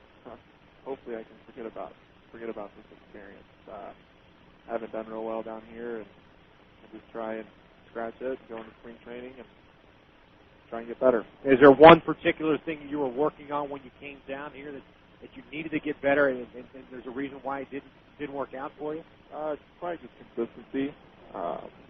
Just all 3 of my pitches, just being more consistent with them, and that's pretty much it. Just getting hitters out, I guess.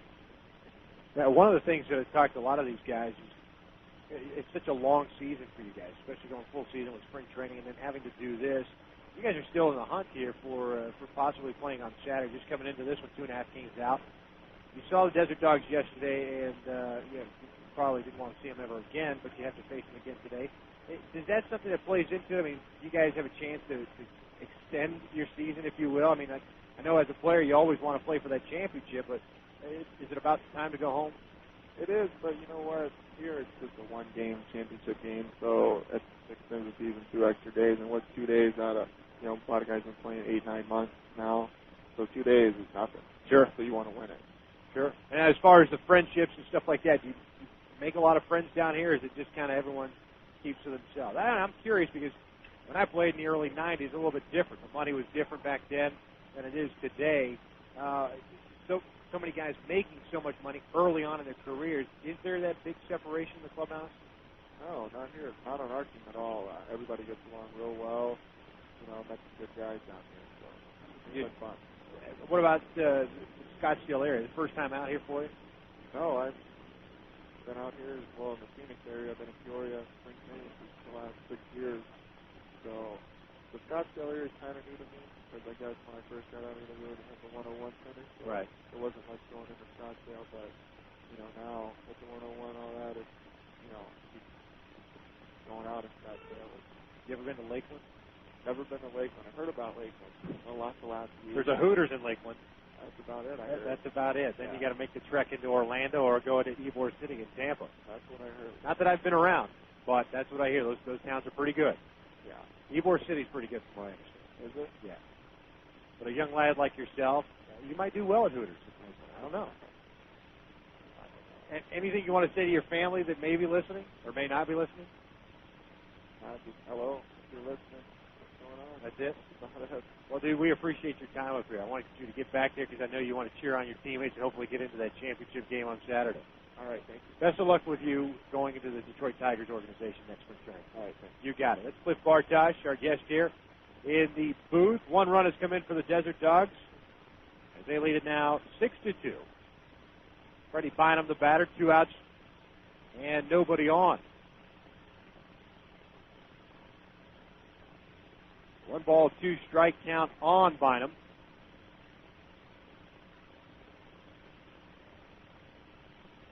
Holtzcomb still in for Peoria. 1-2 pitch, swing and a miss. Foul tip. Nope, it was not. It was hung on by the catcher Willingham. Bynum goes down for out number 3. But the Desert Dogs do push a run across. As we've played 4 innings here from Mesa, 6-2. Desert Dogs leading it. You're listening to Arizona Fall League action live and exclusively on MLB.com radio. This is Andy Pettit of the New York Yankees. It's never easy to stand your ground when facing the best hitters in the game, but with practice, you gain confidence. To teach values that go beyond the diamond, Major League Baseball charities and Boys and Girls Clubs of America have teamed up to bring baseball and softball to kids around the world.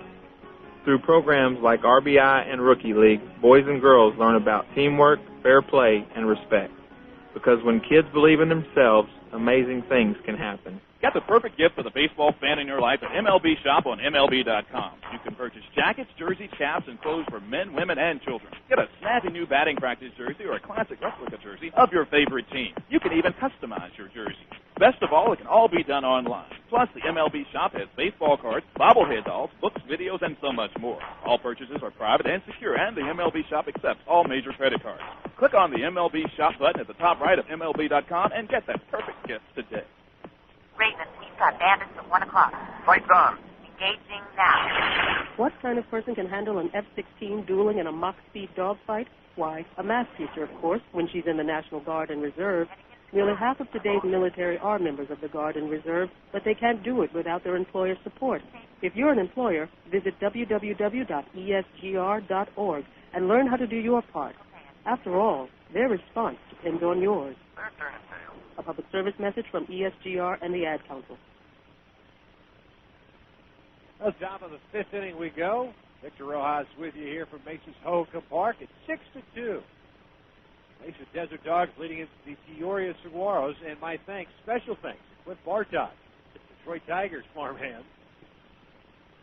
Awfully talkative young lad. And Jonathan Mayo joins me here in the booth. Another awfully talkative young lad. Some might favor both. No one would say young, but thank you. Man. Oh, man. We haven't fun yet today. That's why you make the big bucks there. Yeah. Oh, anyhow. 2 balls and no strikes on J.J. for Maniac. Kubesh, who came in last inning, retired the side in orders, falling behind. 3 balls and a strike. I'm a left-handed hitter, and I'm bailing out watching him pitch. Yep. Not too many side armors like that. Mike Myers was a guy that started doing it. I forget the kid's name with the Colorado Rockies. Another one, another young guy, started to throw sidearm as well. Myers actually, towards the end of the season, started to come up, 3/4 again. Oh, really? Yeah. It's like the opposite of Chad Bradford, who keeps going further and further and further underhand. He's going to come out the other side soon. It happens. Fastball to Gautreaux. Missed outside, ball 1. Gautreaux is 0 for 2. Grounded to second, popped out to third. And what can you tell us about Jake Gautreaux? Well, he had some illness and injury problems over the last couple of years, so it was pretty healthy in Double-A. This year, the Padres have a little bit of embarrassment of riches at second base with Gautreaux at Double-A. Josh Barfield, playing in the California League, Barfield led the entire minor leagues in runs batted in at second base. Gautreaux lines one in the left center field. That's going to go for extra bases. Around second is for Maniac. He's being waved around. He's going to score easily on the RBI double by Jake Gautreaux. His fan club, by the way, called the Maniacs. The Maniac? I just made that up. That's good. Thank you. What's the website? Maniac.com? I'd be afraid to tell people to go there because who knows what you'll find. Yeah, a lot of people think Josh Barfield eventually will be moved to the outfield as more of an offensive-minded second baseman, which would mean that both he and Gautreaux could play on the Padres at the same time. Gautreaux and Maniac were a double play combination for the second half of the year in Mobile this year. Maniac started with Barfield in the California League and then moved up and played alongside Gautreaux in Mobile. For those of you from the South, he's talking about Mobile, Alabama. Mobile? You know, it's a gas station with an E at the end. That's all right. You're from Pennsylvania. Don't worry about it. Aren't you glad you came in here? No. I'm so glad you came in here. I know you are. I get feedback. Feedback is good. All right, if you say so. You know, the 4 walls that I've been talking to. There's a ground ball right off the chest of Choi Fu. He sticks with it, pumps once, throws across in time. The runner for second trying to go for third. Here comes the throw, not in time. So Gautreaux advances to third base on the ground out by David Wright. So 1 out, man on at third base for Josh Willingham. I talked to David Wright a lot before the game, Victor. Nice guy. Very nice guy. Played in the Florida State League where his hitting coach was Howard Johnson. Nice. And he was very excitedly talking about how much he learned from Hojo, especially considering that here's a guy who was the Mets third baseman, and Wright is a guy who wants to be the Mets third baseman, and took a tremendous amount from learning from Hojo over the course of the year. A line shot by Stokes right to Choi Fu. Choi Fu, I should say. Got so excited I couldn't say his name. It happens. But he robbed Stokes, or Willingham, pardon me, of a base hit. There have been extra bases. So 2 outs for Chris Aguila, another Florida Marlins farmhand. But, speaking of David Wright, it seems as if the New York Mets go from last offseason, throwing their hands up saying, oh, my God, who's going to play third base for them, to having a pretty good third baseman now at the big league level. Right. And a young man at David Wright, who could be there in a couple of years. Yeah. Luckily for them, he's still probably a couple of years away, but he is sort of following the path that you would like. I guess the plus side is they don't have to rush him at this point because they'd be fine with Ty Wigginton for a while now anyway. And David Wright can take his time. He'll move up to Binghamton to start the year and go from there. But he has been moving steadily through the chain, had very good numbers, and considered one of the better third base prospects in all of baseball at this point as he moves up the ladder. And he's had a nice Arizona fall league. It's a 1-1 pitch to Aguila, missed outside, 2-1 now. And you have to realize, I mean, he's young for the Florida State League anyway. He's moving pretty quickly and is a high single-A player here in the fall league. And Choi Fu could come up with this one off his glove into that left field corner. Gautreaux's going to score, and heading into second base is Aguila with an RBI double with 2 outs. So all of a sudden, it's a close ball game here in the 5th inning. Tony Beasley's going to come out. I think he's going to make a pitching change here. And with that pitching change, we'll pause right here to get everything straightened out here. Jonathan Mayo, Victor Rojas with you from Mesa's HoHoKam Park. We're still in the fifth inning. A runner on at second base, 2 outs. As you're listening to Arizona Fall League action live and exclusively right here on MLB.com radio. I'm Bob Costas. This year would have marked Lou Gehrig's 100th birthday. The legendary Iron Horse of baseball gave his heart and soul to America's favorite pastime, but he gave his life and name to the fatal disease, ALS, now best known as Lou Gehrig's disease. You can help strike out ALS. Call the ALS Association at 1-800-782-4747 or log on to alsa.org. Thanks. Your grandparents came here. The long drive, and it's a home run for Joe DiMaggio. Your parents came here. Here comes Roger Maris in the score, and Cepeda pulling to second with a double. Now it's your turn. Number 3,000 for one of the great players of all time, George Brett. Cooperstown, New York. A tradition of excellence for 7 decades. Be a part of it. For information, call 1-888-HALL OF FAME. From the first pitch of spring training to the last pitch of the World Series, MLB.com radio brings unique and exclusive coverage of Major League Baseball. That continues during the winter months with Arizona Fall League action, hot stove reports, and baseball winter meetings. In November, check out live and exclusive play-by-play of Arizona Fall League action with the hottest prospects in baseball. December means baseball's winter meetings live from New Orleans as we bring you conversations with the managers and team officials from every ball club. Get the latest news with free agent signings and off-season moves on the Hot Stove Shows. Get updates on winter leagues and the news from the minor leagues on the Baseball America Hour. Number one baseball source all year long. This is MLB.com radio.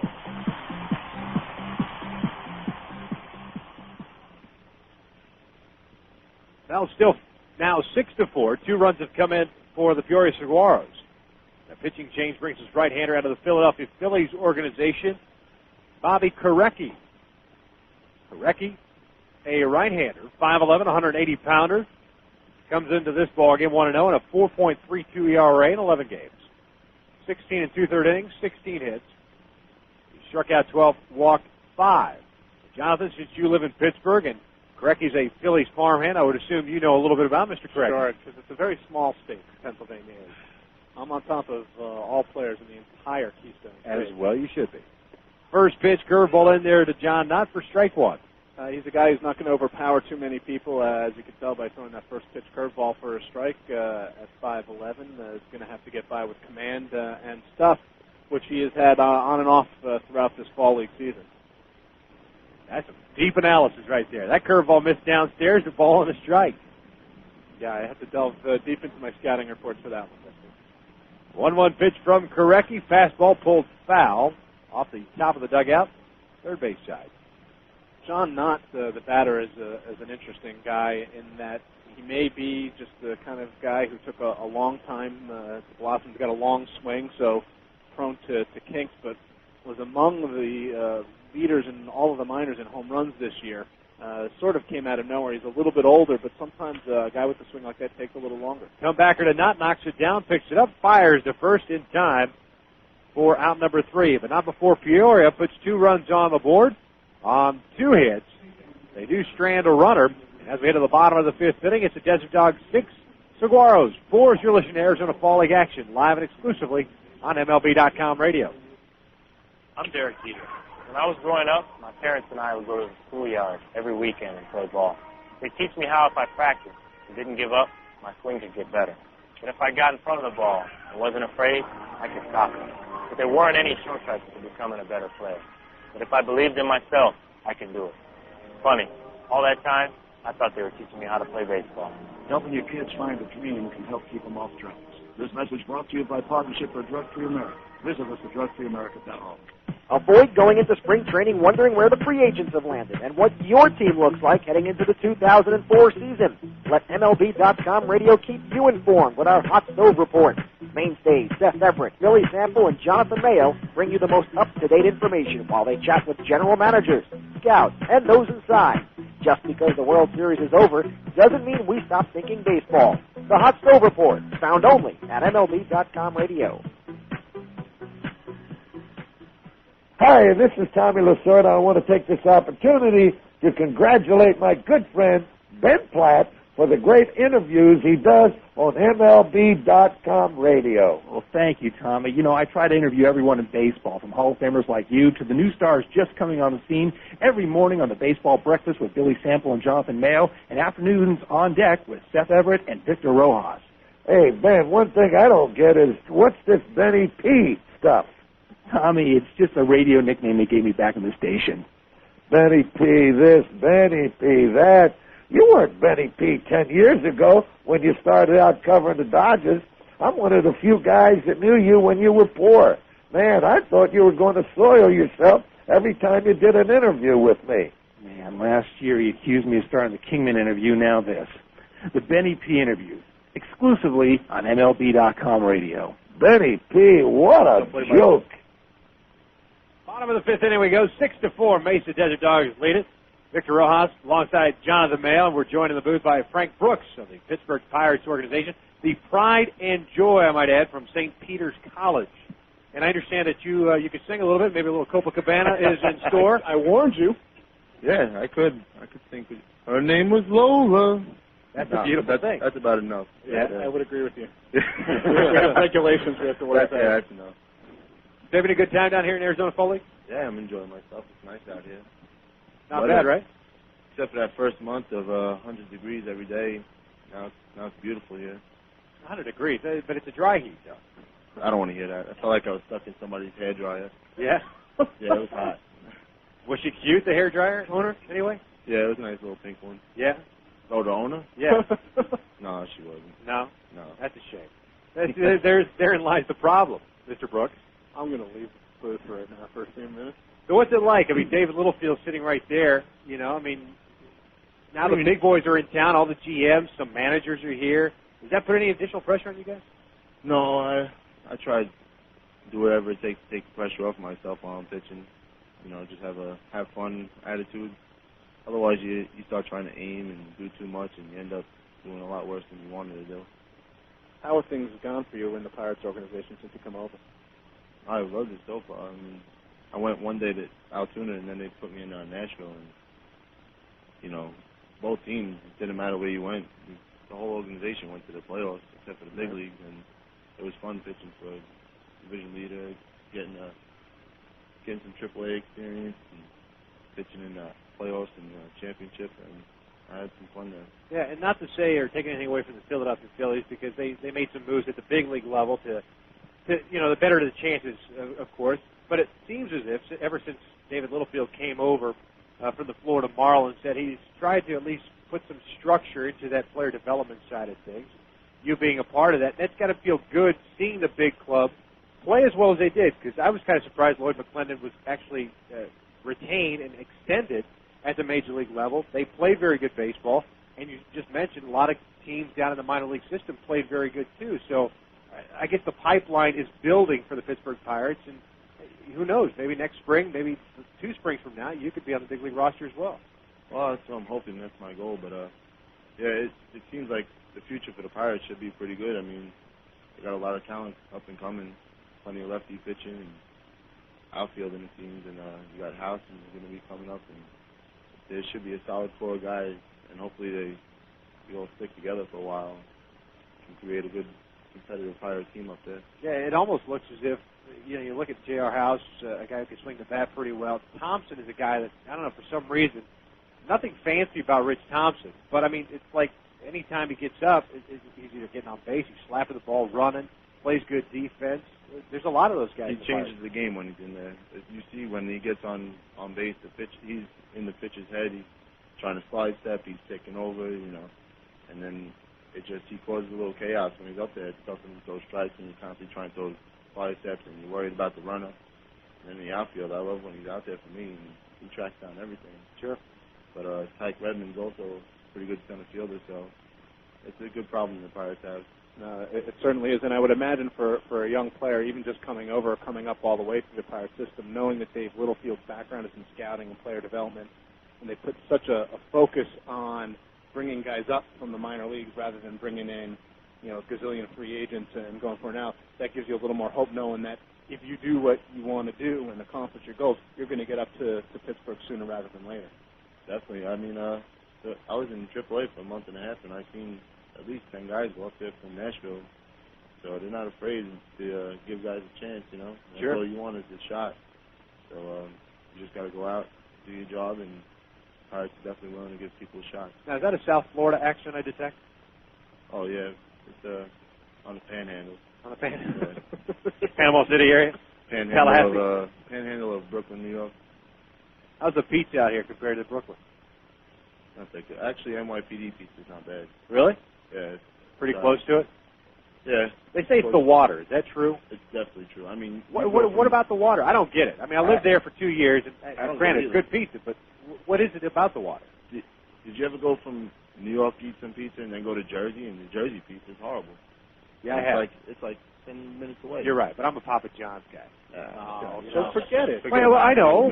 We need to talk about how about Grimaldi's? You go to Patsy Grimaldi's? No. I go to Patsy. Oh, you talking about Patsy's under the bridge? Yeah. Yeah. I know that. Love that. We know it as Patsy. I'm sorry. Oh, yeah. You caught me there. That's all right. He pretends he's a local, and he's really not. Patsy's and I lived in Brooklyn for 4 years. So whatever. It counts for something. That's a tourist. Yeah, better than you. That's a tourist. 2 years. You got nothing on you. Don't worry about it. No, I know. But I was on the Jersey side anyway. anyway. In New Jersey. Oh, you were in Jersey? I was in Newark. Yeah, don't mess with us. No, Newark's a tough little town. It is a tough town, isn't it? But Jersey, I went to school in Jersey, and the beach is horrible. I mean, I don't know. It's like the crust don't get hard, and I don't know. Yeah. It's the water, man. It's the water, right?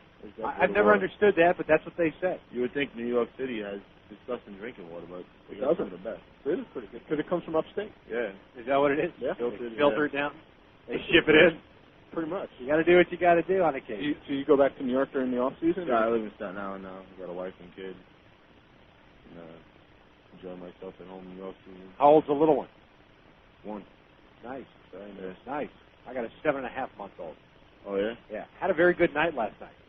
Oh, yeah? Almost. We're not getting too excited. But I tell you what, from like, 9 o'clock to 4 o'clock. That's pretty good. Oh, that's pretty good. Got up a little bit, fussed around till 4:30, and then till 7. That's pretty good. Oh, that's outstanding. I That's train big my league. son. I keep him up late night. Do you? Yeah, he sleeps through. Getting tired. I got to try that. And eventually you get him early. I have a 2.5-year-old. So he's at 7:30 to 6 o'clock. God, I have no idea what that's like. I'm so tired from these Arizona Fall League games. Yeah, no. Are you used to these 4-hour games? No, not at all. What's going on? Not at all. What is it? I don't know. You don't have your finger on the pulse of it? No, I don't. It seems like a lot of high-scoring games. So, I don't know. Pitchers are a little tired. Balls staying up. These are all good fastball hitters, and they're just teeing off in every game. You can't make any mistakes against these guys. No. Well, Frank, we appreciate your time here, man. Holcomb just struck Come you on, out. Man. You want to come back? You can stay. You want to do some play-by-play? You want to do some play-by-play next time? All right, well, we'll go to a break here. It is still 6-4 Desert Dogs leading it. We've played 5 innings from Mesa. You're listening to Arizona Fall League action live and exclusively on MLB.com radio. MLB.com radio heats up even as the weather cools down. Join Diamondbacks broadcaster and MLB.com radio contributor Victor Rojas as we bring you Arizona Fall League action. Just because the World Series is over doesn't mean the play stops. Check out some of the best the minor leagues has to offer with prospects like Delman Young, J.D. Durbin, and J.R. House, just steps away from the big time. Victor Rojas in Arizona Fall League action. It's MLB.com radio heating up on the road to the 2004 season. And don't worry, it's a dry heat. You love the game. You love your team. And you love your friends and family. So to get home safely, you hand off your keys to a sober, designated driver. America's all-star team of sports leagues, stadium service partners, brewers, broadcasters, and traffic safety experts thanks the sober, designated drivers who make sure you buckle up and get you home safely. Victor Rojas has done it all. He's played minor league baseball, worked the bullpen as a catcher with the Florida Marlins. He was the general manager of a minor league team that won a championship, and now he works as part of the broadcast team for the Arizona Diamondbacks. Yet with all of that, Victor still finds time to fill us with many baseball tidbits. Since you're all fired up, Ricky's a pretty quotable guy. Yeah. Just ask him. I don't want to be one of those great players who never made it to the series. He played in 3 World Series. Well, I'm not one of them, so that's 49% right there on Ken Caminiti's claim that at least 50% of the big leaguers use steroids. Wait, it gets better. Steve Finley was Henderson's teammate in San Diego. The tale has them boarding a bus when Finley told Henderson, sit anywhere you want, you've got tenure. To which Henderson said, 10 years? What are you talking about? Ricky got 16, 17 years. Oh, that's classic. Victor Rojas, attitude, humor, and knowledge of the game. Just another few reasons to listen to MLB.com radio. Believe it. Top of the 6th inning we go, 6-4. Mason leads it. Victor Rojas, Jonathan Mayo, Frank Brooks joins us, the Pittsburgh Pirates organization. And Mr. Brooks, I understand that you'd like to do some. Actually, are you going to sing what? Blue Eyes? Do a little Frank Brooks. I don't know. Are you nervous? Littlefield just fish-eyed you, as you said. Yeah, he did. He's eyeballing you. He's a big Sinatra fan. All right. The summer wind came. You got to keep going. That was very no good. way, man. Come on. Why not? All right, now you want to do play-by-play? Do a little play-by-play? All right, this is Jason Stokes is the bat. And he's got a 2-ball, 2-strike count. 2-2. All right. Berkey from the stretch. Come set. The pitch. Curveball. Hit into the ground to Freddie Bynum for the 4-3 put out. Nice. That's big league. Definitely. I got to get that announcer voice going, though. That's all right. Hey, don't Seems force it. I don't know. Naturally. You guys have that voice, though, man. You got that. Well, stepping up to the plate is someone Nelson. Brad Nelson, excuse me, ladies and gentlemen. He's from the Brewers. From the Milwaukee Brewers, stepping into the plate. Big, tall lefty. Left fielder. The pitch. 0-1, just a bit outside. He's 0 for 2 today. 0 for 2, and we like to keep it that way. Sorry, I'm a little biased. That's all right. That's all right. What happened? Change up in the dirt. Fouled off. Yeah, you can't say damn on the air. Oh. Yeah. Maybe darn. Darn. Bleep. Yeah, there you go. Gotta bleep it. We need a dump button when Frank joins us. Yeah. Fastball swung on and missed. Strike 2. 1 and 2 is the count. Scoreboard's a little off. Yeah. They had a 1-3 count yesterday. On the foul ball. 1-3 count. Yeah. Only in the AFL. Correcting and set. The pitch. Change it down in the dirt. Ball 2. 2-2. Right.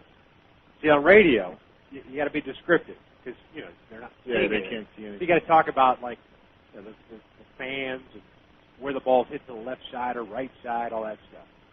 So there you go. Go ahead. Just a little FYI. No, yeah. Paint the picture, Frank. Yeah, I'm paint the picture. There you go. First timer here. That's all right. You're doing well. Berkey taking the breather, coming on the mountain. Looks in, gets the sign, comes set. The pitch. Swung on, hit to left field, high, shallow, caught by Luke Scott. Route number 2. Nice. Good job by Korecki there, mixing it up. There you go. Got him with the fastball away. Doing a little color. behind. Drop it to color. I like it. Wow. What's the color? What's color mean? Is that an announcer? Breaking it down. Color commentary. Yeah. Oh, okay. Yeah, well, you got that downtime. You guys got to learn. You got to kill that, right? No, I agree. Downtime. That's exactly what you got to do. You don't want to hear. But you're taking it all on your shoulders by yourself. Yeah, believe me, I'm sweating a little bit. I was wondering what that was. So 2 outs now. Cade Johnson about it. Fastball in for a strike. 0-1 to count. Korecki's looking pretty good today. Mixing it up. Got out of a jam in the 5th. Here in the top of the 6th, got the first 2 out. 0-1. Pitch. Swung on. Hit deep to center. Thompson. Oh, my God, that guy tracks down everything. Caught at the track deep in left center. Holy cow, he's made some catches today, man. Oh, man. That guy gets to everything. So that's 3 up 3 down, nothing doing for Peoria here in their half of the 6th inning. We head to the bottom of the 6th. That's all you have to do. It's real easy. Yeah. Desert Dogs leading it 6-4. You're listening to Arizona Fall League action live on MLB.com radio. Hey, Fantasy Baseball freaks and geeks. The Fantasy 411 is back for the 2003 offseason with Corey Schwartz and me, Mike Ciano, every Wednesday at 2 p.m. Eastern Time. We'll give you the fantasy impact of all the offseason moves like free agent signings, trades, and even front office changes. Plus, we'll answer all your emails at radio@MLB.com. So don't get caught up in all the turkey and all that holiday shopping this offseason. Check us out on the Fantasy 411 every Wednesday at 2 p.m. Eastern Time on MLB.com radio. Hey, baseball fans. Only MLB.com takes you straight from the ballpark to your computer. So don't miss a second of the action. Check out MLB.com, the only place for live baseball online. Get live games with MLB.tv and game day audio. See live stats with MLB.com's unique game day feature.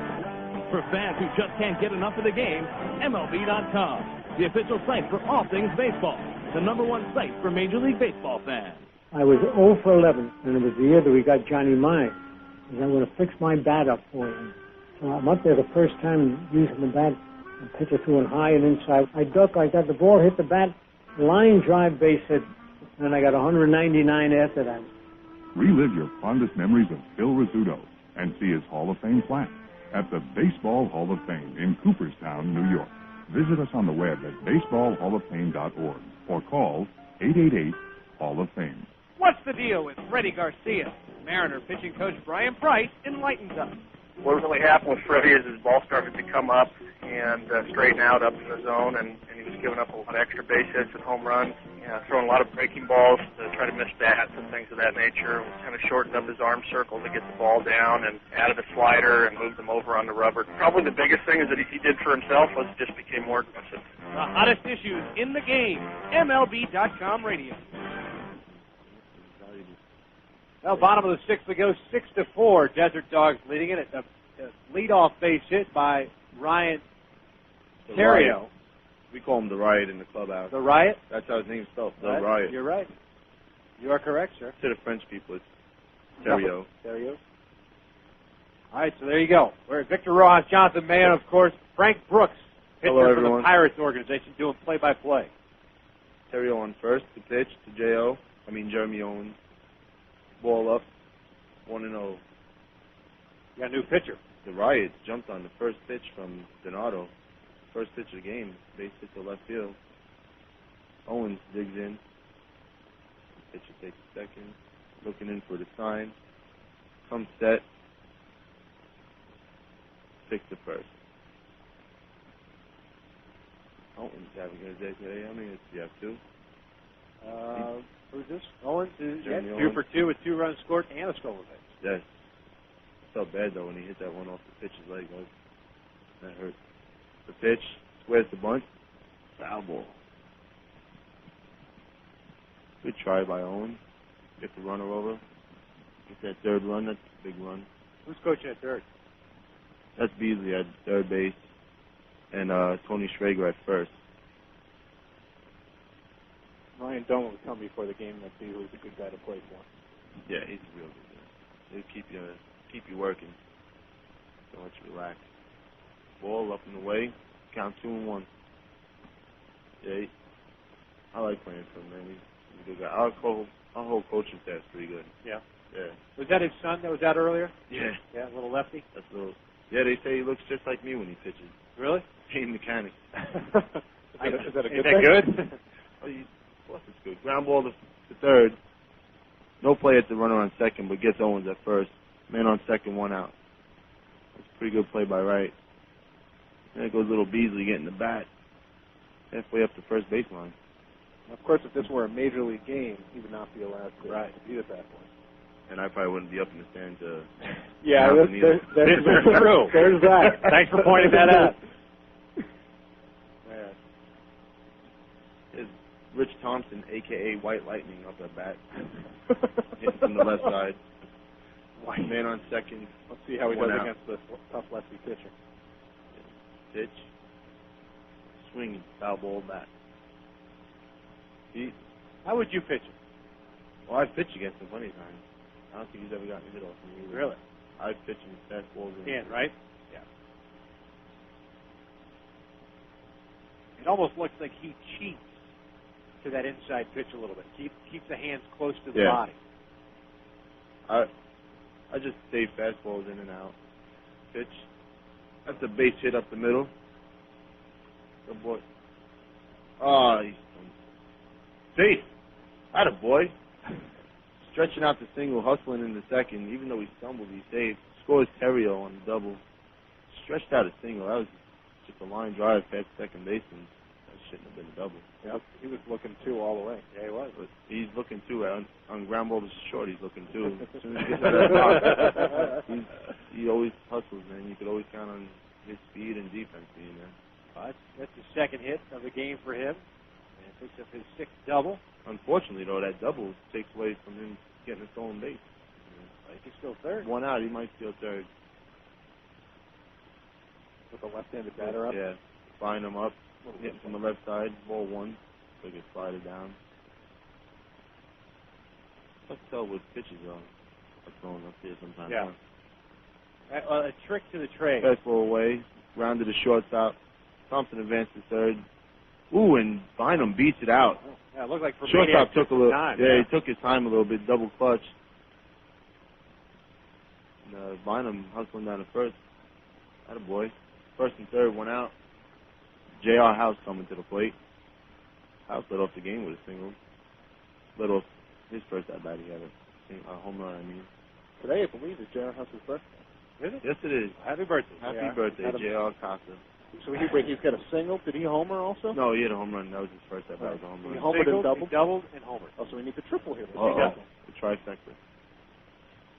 Ball in. Fastball in for ball. By the way, just as a little trick to the trade, if you're not sure of the pitch, fastballs are fastballs. Yeah. A breaking ball is a breaking ball. Doesn't have to be a curveball or a Gotcha. slider. And then an off-speed could be a forkball or a changeup.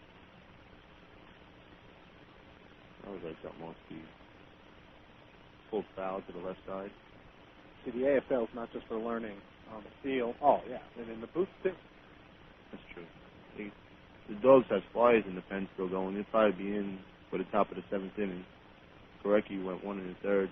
No runs, no hits. I don't know if he struck anyone out. Nobody? No walk. No walk. Very good Korecki. Atta boy. Low pitch count today. Good for the arms this late in the year. 6 at first. Bynum got back. Here we go. Set. Another pick. Bynum's in safe. See what happens when you got fast guys on base and they start worrying about running? Instead of concentrating on the house, who's hitting extremely well down here. Concentrating on the runners. It's not fun pitching with some fast guys on base. Come set. 6 again. Freddie dives in safe first. You know what I mean? Yep. It's all in his zone. What is JR's best position? You catch. Catcher. Yeah, I guess you can't get hurt in first base. But go from catching to third base, I think that's kind of tough. Yeah. What about Doman? Doman's a good catcher. Yeah. Yeah. Mayo, you have a phone call. Thank you. Now the rest Tell of the the world missus. knows. Tell the missus you'll call her back. Donardo comes set. The pitch. Swung on. Base hit to left field. Thompson will score on that. First and second. Base hit for House. Happy birthday, House. Have a day. He's doing a nice job. That's his third RBI, too. 19 on the season. It's an 8-4 lead. He missed so much time early in his career with injuries and illnesses and stuff like that. I think it's just a matter of him playing catch-up and getting enough at-bats and stuff to the point where he's ready. Oh, definitely. He's got the tools of the trade, man. And I faced him a lot in low A ball. And when I was in Piedmont with the Phillies and he was in Hickory in 2000. And he had a pretty good year there, and you could tell he had potential. Those injuries. But once they start going, it's hard to get out of that. Get 100%. You always try to come back before you're supposed to, you know? Sure. Luke Scott up from the left side, first and second. Pitch, fastball inside, ball one. Who's the best that you've seen, best hitting prospect down Not on my team? Yeah, not on your team. Well, it could be on your team. That's fine. I don't know. There's a lot. There's like the boys? The boys pretty good, pretty disciplined at the plate, and a lot of power. Richard Lewis? I don't know. I haven't seen him enough, really. Right. I haven't paid attention to him enough. I think some of those big first-round guys, Upton has unbelievable pop and bat speed in Weeks. Weeks, pretty good bat, very good speed. But Delman Young right out of high school. Delman Young got me fastball up. He bounced one over the. I couldn't believe it. Was one at his head. Really? He swings at everything. Yeah, he does. Once he gets some discipline, he's going to be a pretty tough guy to. He got a lot of breaking balls yesterday. Yeah. He just seems like he's real anxious up there, and he just don't want to keep that bat on his shoulder. 2-2 to count to Luke Scott. What's he done today? Luke Scott today has walked. He has grounded out to first, and he's flown out to center. So he's 0 for 2. This guy has serious pop. Luke Scott hit some balls over the batter's eye during BP, and he had a home run that one bounced the batting cages in right field, which is about 550 feet. And that looks like it's going to drop in for a base hit to right. Bynum's going to score from second. House is held up at second. Base hit for Luke and an RBI. First and second, still 1 out. Dogs now lead 9-4. 9-4. Shocking state. So, is this something you're interested in doing? Maybe some radio shows next year during the season? A little phone-in thing? Yeah, sure. Why not? Okay. Because I know our producer back in New York would probably enjoy having you on. Oh, of course. Why wouldn't he? Once a month or something like that. Why wouldn't he? Come on. You need a little confidence. Yeah, of course. In this business. Need a little comedy up here. You clearly haven't been listening to Victor's broadcast. Yeah. That's plenty of comedy. Yeah. Not intentionally. By Shopic, strike one. As far as pitching prospect, outside of DeJuan Brazelton, everyone I think seems to think that he's probably the closest to the big leagues right now. And outside of yourself, of course. Of course. Who's next? What do you think? I have a better question for you. How much of an effect did Team USA have on the league? As far as what? As far as depleting the overall talent. I don't think it has that much. No? No. There's a lot of talent out there in the minor leagues. I think honestly, any one of these teams could be Team USA. Maybe not anyone, but I think they just had a little bit of a karma when they came in here, like where Team USA was probably should win. Right. Their pitching might have been a little better than the rest, but sure. Hitting wise, I mean, every team's got a bunch of guys with some serious pop, and you don't see a lot of low-scoring games here. I don't think they were head and shoulders above anybody. But I wish they would have won though while they were out there. Sure. I was a reserve on the team. I was hoping they made it. A lot of guys would have been in the big league and wouldn't be able to play. Right. I would have gladly went to that team. Well, hopefully you'll be in the big league, yeah? Yeah, but I got some options. I would have all my options. There's some guys like J.J. Davis, for example. If next year he has no options, if he's in the big league, they're not going to take him off the 40-man, right, or 25-man roster to put him in Greece. Sure. Well, Leonard DiNardo has given up 5 consecutive hits, 6 of 7 batters. The bases are juiced with 1 out. Rodney Choi Fu. Like you said, all it takes is one bad outing. One bad outing. What I tell you, man. And out here, they let you stay out there and wear it a little bit as a pitcher because you got to get your innings. And during the regular season, you probably wouldn't be out there and getting all these runs scored. Unless you're playing Scottsdale, right? Because they make a lot of pitching changes. Yeah, they do. The Scorpions talking about? Yeah, they do. Yeah. It's situational stuff. It's for the birds here in the AFL. Oh, man. Is Tony La Russa managing that Rick team? Burleson. There's one game that they should get. One game, and it's either a game that you got to clinch to get to the championship or the championship that you should be doing that. Right. Other than that, let each guy get his work in. Right. I mean, unless he gets thoroughly bombed out there. Yeah. Like I had a couple of those games. It happens. Yeah. I've had a couple of those. As long as you're not walking people, yeah. Just a couple? Yeah. My whole lead was a debacle.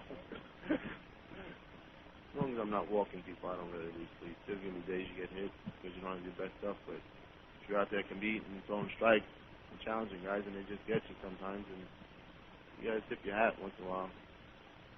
Then go in the clubhouse and break a bat. Sure. Knock over a couple of water coolers. Whoa, foul ball into the Desert Dog dugout. Hopefully they didn't hit nobody. Hey, Jonathan, anytime you want to throw that thing on vibrate, brother. Yeah, seriously. Or maybe just turn it off like Yeah. they just did. Well, I could tell you, Frank, after watching the Pirates bullpen this year have a lot of trouble throwing strikes, I think people in Pittsburgh would appreciate a guy who, even if he's going to get hit from time to time, which is going to happen to everybody, just the ability to throw strike one coming out of the bullpen would be huge for them. Well, good hustle by Troy Fu to break up the double play, ground ball to the third baseman. He got the guy at second. Troy Fu beat it out at first, and J.R. House scored on that. Now it's first and third, 2 out, with Dave Wallace coming up to the bat. He's a big boy, man. He's a quarterback at Vanderbilt. Yep. He's a big boy. Cool guy. Do you think the Peoria ball club is tired of seeing you guys after the whooping you put on them yesterday and leading it 10-4 today? I think everyone's pretty tired, but November 11th and been playing a lot of baseball, but yeah, even more so. That's what we did to them yesterday. Right. Yeah. I kind of feel from a little bit. Kind of start hoping, hey, let's get a hard contact out. Let the pitcher go back out there. You start sitting around getting anxious as a pitcher and start getting a little cold. Not that you ever complain about getting a bunch of runs. But like you just get anxious to get out there. How have the umpires been down here? For the most part. Consistently horrible. I mean, nah, they've been good. I think they've been good. I mean, well, which is it? As long as they're consistent. No, I think I have no complaints. I mean, every umpire is going to miss a pitch or two. Right. But I think they've been pretty good out here. I have no complaints. I mean, I don't know how the other guys feel, but I know when I'm pitching personally that they're pretty on. I mean, sometimes it's close calls, and when you're out on the mound, you can tell, hey, that's a ball. But sometimes from the dugout, it looks like a strike, and they might complain a little bit. Sure. Well, there's a swing and a miss by Wallace. 4 runs come in for the Desert Dogs. And Frank Brooks, we appreciate your time here, man. I hope you had fun, and hopefully we see you in the big leagues next year. Yeah, hopefully, man. You I got enjoyed it. myself. You Hopefully, got it. Get to do this again. Our pleasure, man. That's Frank. Frank Brooks. We've played now 6 innings here, 10-4. It's the Desert Dogs leading it. You're listening to Arizona Fall League action live on MLB.com radio. MLB.com radio heats up even as the weather cools down. Join Diamondbacks broadcaster and MLB.com radio contributor Victor Rojas as we bring you Arizona Fall League action. Just because the World Series is over doesn't mean the play stops. Check out some of the best the minor leagues has to offer with prospects like Delman Young, J.D. Durbin, and J.R. House, just steps away from the big time. Victor Rojas in Arizona Fall League action. It's MLB.com radio heating up on the road to the 2004 season. And don't worry, it's a dry heat. You love the game. You love your team. And you love your friends and family. So to get home safely, you hand off your keys to a sober, designated driver. America's all-star team of sports leagues, stadium service partners, breweries, broadcasters, and traffic safety experts thanks the sober, designated drivers who make sure you buckle up and get you home safely. Victor Rojas has done it all. He's played minor league baseball, worked the bullpen as a catcher with the Florida Marlins. He was the general manager of a minor league team that won a championship, and now he works as part of the broadcast team for the Arizona Diamondbacks. Yet with all of that, Victor still finds time to fill us with many baseball tidbits. Since you're all fired up, you know, Ricky's a pretty quotable guy. Yeah. Just ask him. I don't want to be one of those great players who never made it to the series. He played in 3 World Series. Well, I'm not one of them, so that's 49% right there on Ken Caminiti's claim that at least 50% of the big leaguers use steroids. Wait, it gets better. Steve Philly Finley was Henderson's teammate in San Diego that Dale has them boarding a bus when Finley told Henderson, sit anywhere you want, you've got tenure. To which Henderson said, 10 years? What are you talking about? Ricky got 16, 17 years. Oh, that's classic. Victor Rojas, attitude, humor, and knowledge of the game. Just another few reasons to listen to MLB.com radio. Believe it. Top of the seventh we go, 10-4. Desert Dogs leading. J.J. from Maniac will lead it off against new pitcher for the Desert Dogs.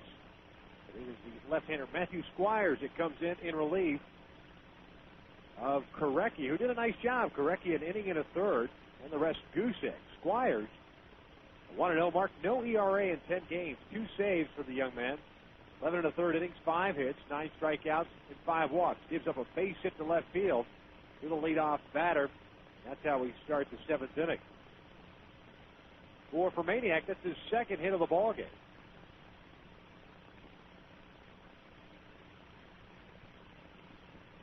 Jake Gautreau, the batter now. There's no outs and a man on at first base. 4 runs, 8 hits, no errors for Peoria. 10 runs, 13 hits, no errors for the Mesa Desert Dogs.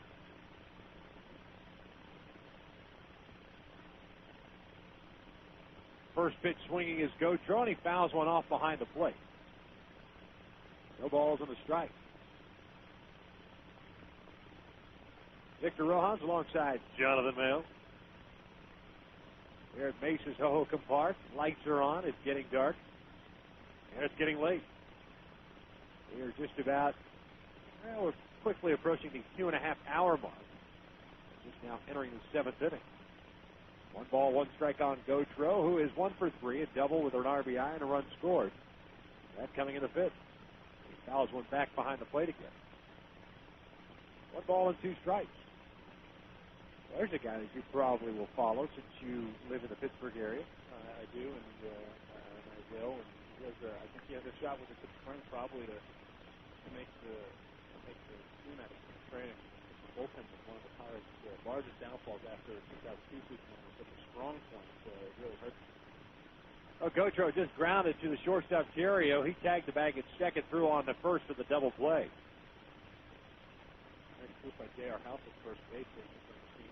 Over there. Whether or not long term he ends up as a catcher, he's one of these guys that comes to the field as best position to batting class. Yeah, one of those American League type of guys. Yeah, and they have a couple of guys like that. Chris Duffy is another guy in the Pirates, just a terrific bat. I want to say he's minor league player of the year. Did some catching, but a lot of the. I think Ryan Doman might have the brightest future as an actual catcher. Well, 2 outs for David Wright, third baseman for the Mets organization. He chops one foul into the dugout. Charlie Fink, Red Sox knuckleballer, trying to get out of the way down there. Previous guest of yours, yeah, good guy. Ball and a strike. Well, Dan Maselli became the first free agent of the 2003 class this time. The Houston Astros picked up some bullpen depth. Wright pops one up into deep right field. Back goes Owens at the warning track, makes a catch for the 3rd out. So an easy inning for Squires here in the top of the 7th inning. No runs, 1 hit. No man left on base. We head to the 7th inning stretch. 10-4. Desert Dogs leading it.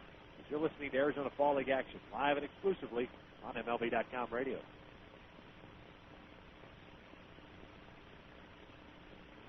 Hey, Fantasy Baseball Freaks and Geeks. The Fantasy 411 is back for the 2003 offseason with Corey Schwartz and me, Mike Piano, every Wednesday at 2 p.m. Eastern Time. We'll give you the fantasy impact of all the offseason moves, like free agent signings, trades, and even front office changes.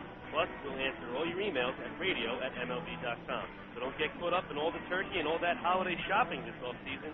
Check us out on the Fantasy 411 every Wednesday at 2 p.m. Eastern Time on MLB.com radio. Hey, baseball fans. Only MLB.com takes you straight from the ballpark to your computer. So don't miss a second of the action. Check out MLB.com, the only place for live baseball online. Get live games with MLB.tv and game day audio. See live stats with MLB.com's unique game day feature. For fans who just can't get enough of the game, MLB.com, the official site for all things baseball, the #1 site for Major League Baseball fans. I was 0 for 11, and it was the year that we got Johnny Mai. And I'm going to fix my bat up for him. I'm up there the first time using the bat and pitch it to it high and inside. I duck, I got the ball, hit the bat, line drive, base hit, and I got 199 after that.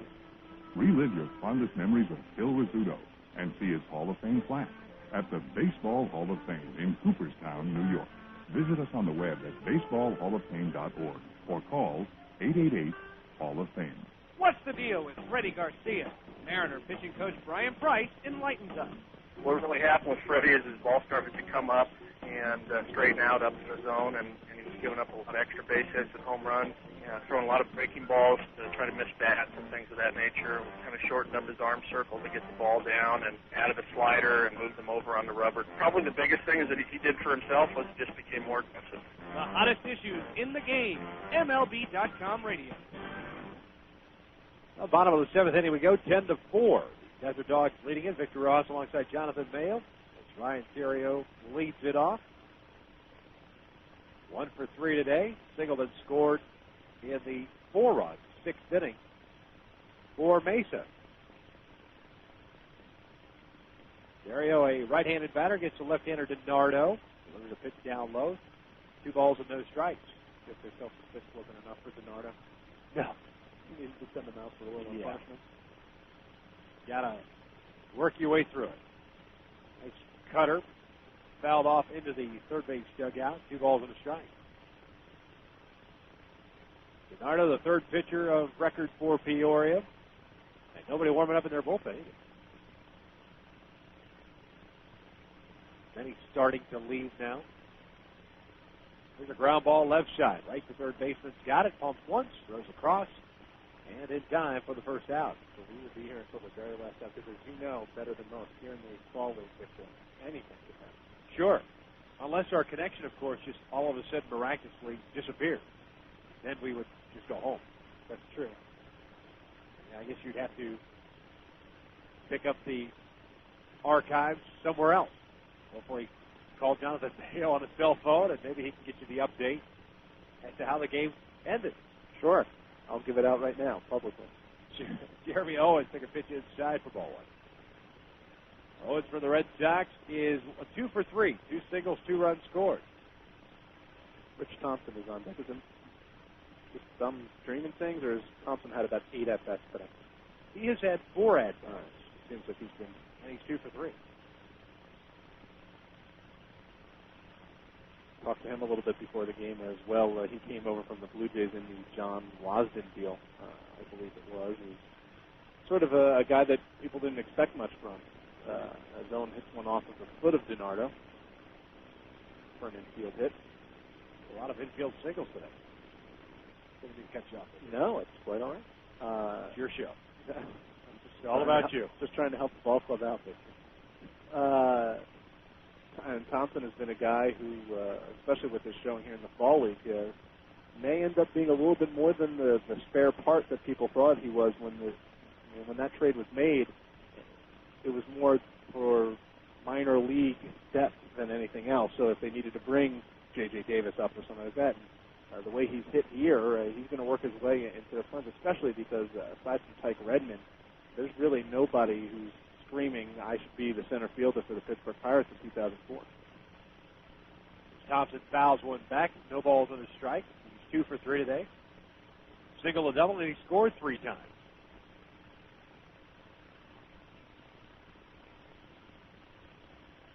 He said something that I thought was very interesting about this year, with all the emphasis on the whole money ball and that kind of philosophy, that what Juan Pierre did. Ground ball is short, no double plays. Thompson's able to leg it out. Sorry. No, that's quite all right. Got to get the play-by-play in. What Juan Pierre and the Marlins did really sort of will help a guy like him, because suddenly now there's obviously a need if you can be that kind of player.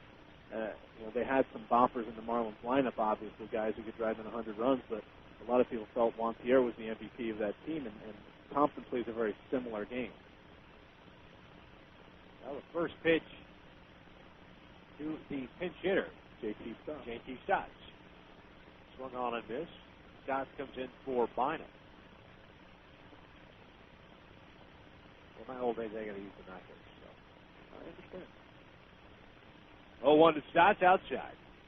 Ball and a strike. Thompson not being held on at first base. The Dogs leading it by 6 runs here in the bottom of the 7th inning. As Billy Sample would always say, that's the second thing to go.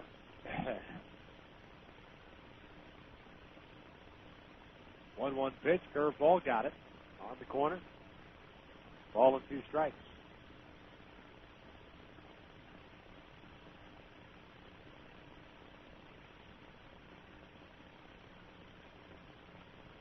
Denard to the left-hander comes set. The 1-2. There's a chopper towards the third baseman right. He gets in foul territory. Ricky, we were talking a little bit yesterday. We never really got to finish the conversation about how somebody in the Arizona media had criticized the fall league, and the inning ended before we got to really get into the conversation all that much. You know, I can't really understand why someone would criticize this league. The crowds obviously aren't huge; they're not filling the stadiums, but that's not really the purpose of the fall league. And from any player development and scouting person I've ever talked to about this league, including guys like Roland Heeman, who formed the league, right, it's more than fulfilled expectations in terms of what they're trying to do, keeping tabs on their players and bringing guys from the minors and getting them ready for the big league. Sure. Stotts grounds one to the shortstop. Maniac will go to first base, and he retires Stotts for the third out. You know what? We can continue that discussion after this half-inning break, big man. All right, then. No runs on 1 hit. 1 man left on base. We've played 7 innings here at Mesa, 10-4. Desert Dogs leading. You're listening to Arizona Fall League action, live and exclusively on MLB.com radio. I'm Derek Jeter. When I was growing up, my parents and I would go to the schoolyard every weekend and play ball. They teach me how if I practiced and didn't give up, my swing could get better. That if I got in front of the ball and wasn't afraid, I could stop it. But there weren't any shortcuts to becoming a better player. But if I believed in myself, I could do it. Funny, all that time, I thought they were teaching me how to play baseball. Helping your kids find a dream can help keep them off drugs. This message brought to you by Partnership for Drug-Free America. Visit us at drugfreeamerica.org. Avoid going into spring training wondering where the free agents have landed and what your team looks like heading into the 2004 season. Let MLB.com radio keep you informed with our Hot Stove Report. Mainstays Seth Everett, Billy Sample, and Jonathan Mayo bring you the most up-to-date information while they chat with general managers, scouts, and those inside. Just because the World Series is over doesn't mean we stop thinking baseball. The Hot Stove Report, found only at MLB.com radio. Hi, this is Tommy Lasorda. I want to take this opportunity to congratulate my good friend, Ben Platt, for the great interviews he does on MLB.com radio. Well, thank you, Tommy. You know, I try to interview everyone in baseball, from Hall of Famers like you to the new stars just coming on the scene, every morning on the Baseball Breakfast with Billy Sample and Jonathan Mayo, and afternoons on deck with Seth Everett and Victor Rojas. Hey, Ben, one thing I don't get is, what's this Benny P stuff? Tommy, it's just a radio nickname they gave me back in the station. Benny P this, Benny P that. You weren't Benny P 10 years ago when you started out covering the Dodgers. I'm one of the few guys that knew you when you were poor. Man, I thought you were going to soil yourself every time you did an interview with me. Man, last year he accused me of starting the Kingman interview, now this. The Benny P interviews, exclusively on MLB.com radio. Benny P, what a joke. Well, top of the 8th inning we go. Ryan Hepson, the new pitcher for the Mesa Desert Dogs, the right-hander out of the Boston Red Sox organization. Matthew Squires, went 1 inning, allowed a hit, and that's it. Rest goose eggs. Been very impressed with the talent here in Mesa, Victor. Oh, there's no question about it. Mesa is known for talent. And then some. 10-4, Desert Dogs. Josh Willingham leads it off, pops it up, skies one to the right side of the infield. Stotts coming in on the infield grass, and he will make the catch for the first out. I want to say Hepson's got a little big league time under his belt. That wouldn't surprise me. Hepson comes in with a 3-0 mark, a 2.04 ERA, 13 games. He does have a save in 17 and 2/3 innings, 12 hits. He has struck out 14 and walked just 3. Chris Aguila steps in, takes a fastball in the corner for strike 1.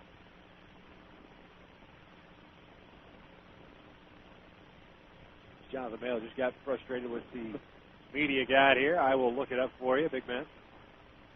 Just because I'm 3 weeks into this and I understand. He did get called up to the big league in Montreal this year. It's in 2 games.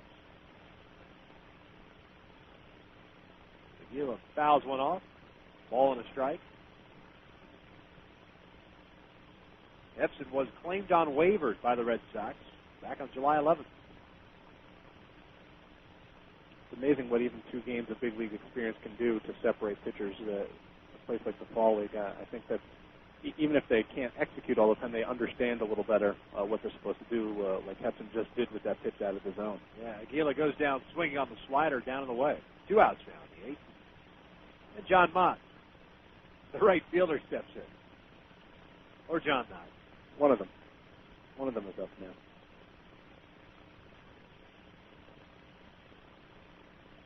.504 Mountain Time here in Mesa, Arizona. 7:04 back on the East Coast, Charlotte. What are you doing awake? That's fouled back behind the dish. Surprised you could tell I was awake. Oh, man. No balls in the strike.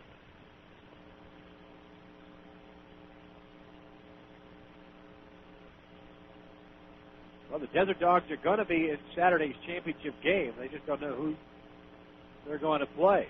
That's fouled off behind the plate again. No balls and 2 strikes. I have been a little surprised how much import, I think we touched on this a little bit yesterday, that these guys want to win. You know, 0-2 slider got him. You're going to have to hold that thought, big man. We're tabling all of my discussions. You're not quick enough. No, I'm not. 3 up and 3 down by Hendrickson here in the 8th inning. Way to the bottom of the 8th. 10-4, Desert Dogs leading it. You're listening to Arizona Fall League action live and exclusively on MLB.com radio. Hey, Fantasy Baseball Freaks and Geeks. The Fantasy 411 is back for the 2003 offseason with Corey Schwartz and me, Mike Ciano, every Wednesday at 2 p.m. Eastern Time. We'll give you the fantasy impact of all the offseason moves like free agent signings, trades, and even front office changes.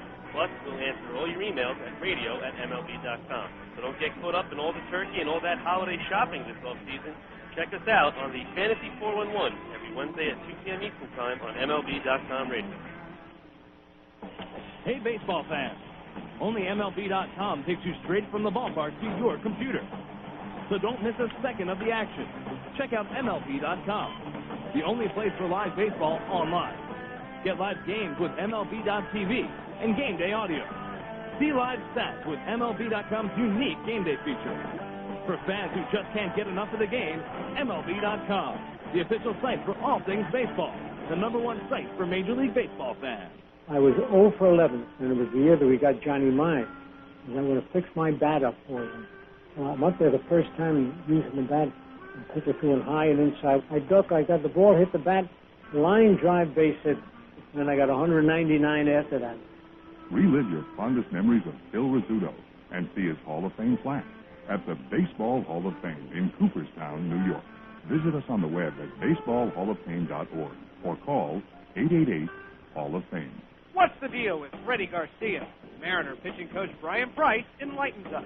What really happened with Freddie is his ball started to come up and straighten out up in the zone, and he was giving up a lot of extra base hits and home runs, throwing a lot of breaking balls to try to miss bats and things of that nature. Kind of shortened up his arm circle to get the ball down and added a slider and moved them over on the rubber. Probably the biggest thing is that he did for himself was just became more aggressive. The hottest issues in the game. MLB.com radio. Now, bottom of the 8th inning we go, and J.R. House leads it off, and House has had a big game today on his birthday. 4 for 4, 2 singles, a double, and a home run, 3 runs batted in. Fouls off the pitch.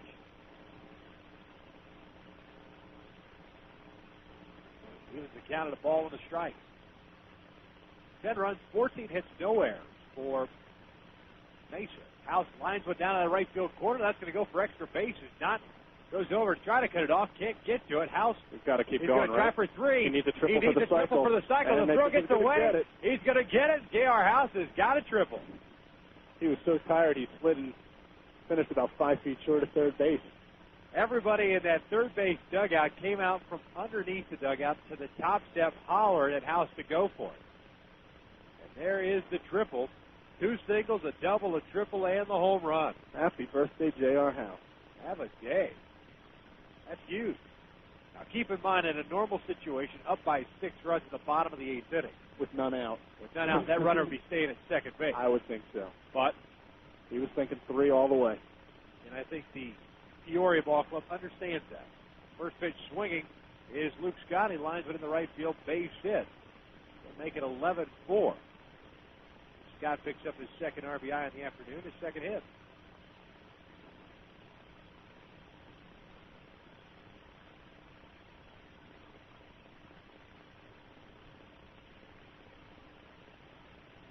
Kelly Shopik will step in now. Still nobody out. Shopik is the kind of guy the Red Sox nation has been following closely since he was drafted a couple of years ago, with Jason Varitek set to be a free agent as he takes a hack at the first pitch and goes behind 0-1. He may be handed the big league job once Jason Varitek flies the coop. Sure. The 0-1 pitch, slider that missed low. 1 ball and 1 strike. Shopik, 1 for 2. Pardon me, 1 for 3. Walked, struck out twice, and singled.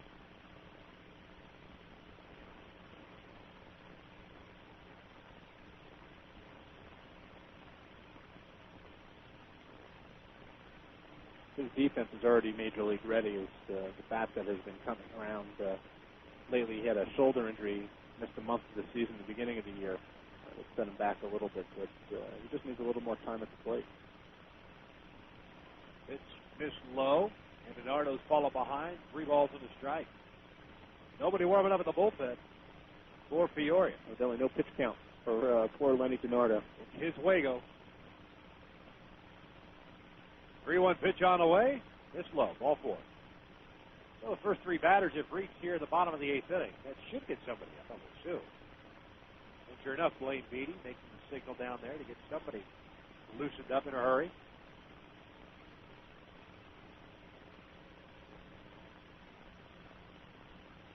Bernardo's given up 4 runs on, 5 runs on 8 hits. He struck out 1 and walked 1. Still nobody out. Runners at first and second. First pitch is in there for strike 1 on Rodney Choi-Fu. Bernardo's ERA is not going to look very pretty by the time this is all said and done. No. And he came in with a good, respectable ERA. And he has pitched well for the better part of the AFL. 1-0, down low. 2 balls and no strikes.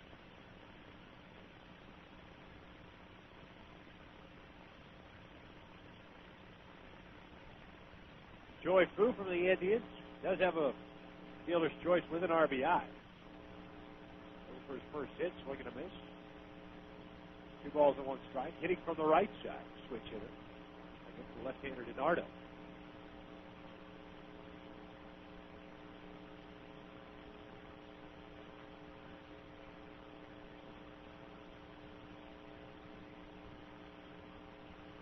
Two 2-1 pitch on the way, and that's chopped foul behind the dish. Down even to 2 balls and 2 strikes.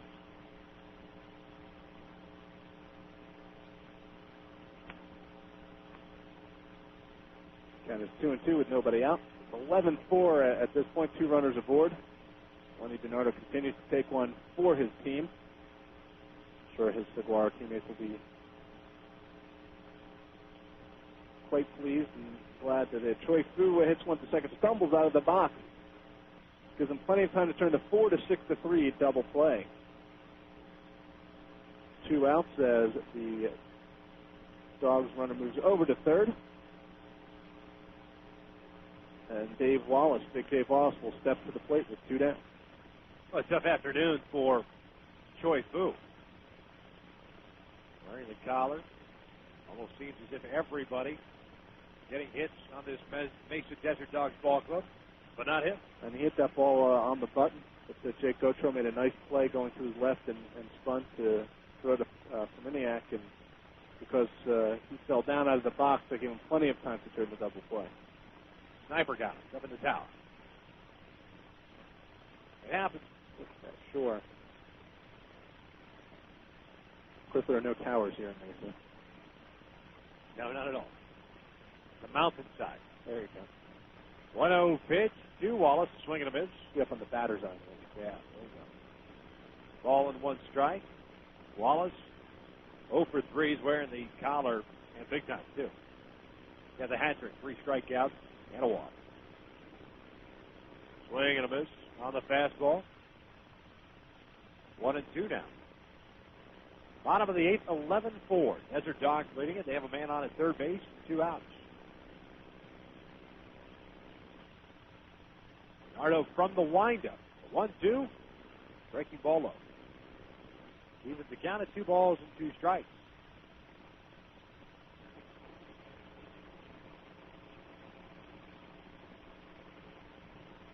Defense straight away. 2-2. Pulled into the third base dugout. Fortunately, nobody injured over there. I don't know how that happened. Nowadays, with that protective screen, guys tend to stand up along that railing. They're waving the white flag in the dugout. Yes, they are. 2-2. Slider swung on it. Missed. Down goes Wallace for the 4th time today. But the Desert Dogs tack on an insurance run. 1 run on 2 hits. They do strand a runner. We've played 8 innings. To the top of the 9th we go. 11-4. Desert Dogs leading it. You're listening to Arizona Fall League action, live and exclusively on MLB.com radio. This is Andy Pettit of the New York Yankees. It's never easy to stand your ground when facing the best hitters in the game, but with practice, you gain confidence. To teach values that go beyond the diamond, Major League Baseball charities and Boys and Girls Clubs of America have teamed up to bring baseball and softball to kids around the world.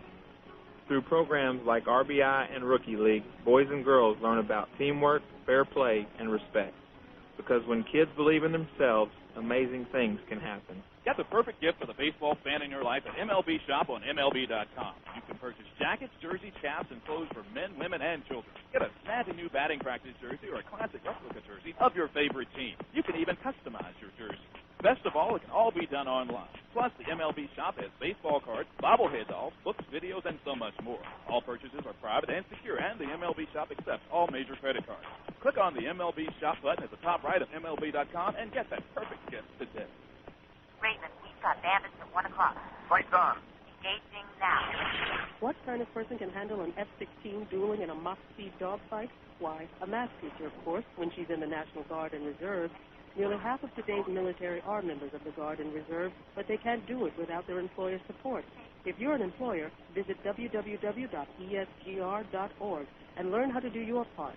After all, their response depends on yours.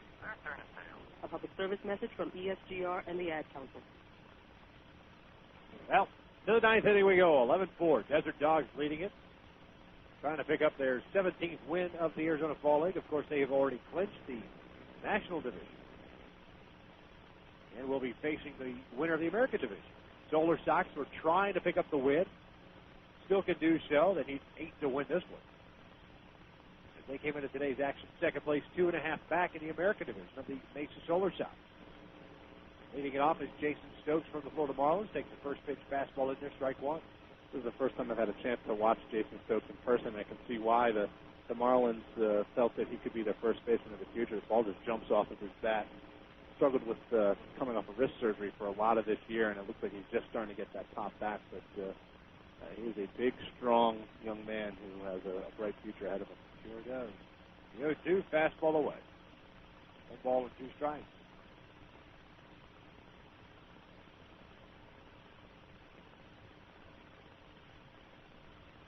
Epson winds the 1-2, fastball missing high.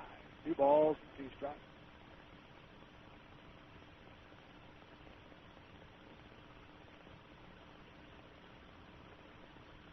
Stokes today is 1 for 3, including a double. Swing and a miss on the slider. Down goes Stokes for the first out. You know, I got a feel for in a game like this. Ben Hendrickson, who's done for the season. I don't even think he's going to pitch again necessarily. Has to chart pitches, and I believe he's still sitting there in the second row behind home plate doing his job. Well, you got to do what you got to do. Yeah, I guess so. Well, has struck out 3 of the 4 batters he has faced. First pitch fastball in there, strike 1 to Brad Nelson.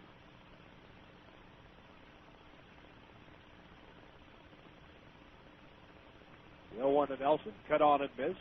Blew the fastball right by him. 0-2 the count.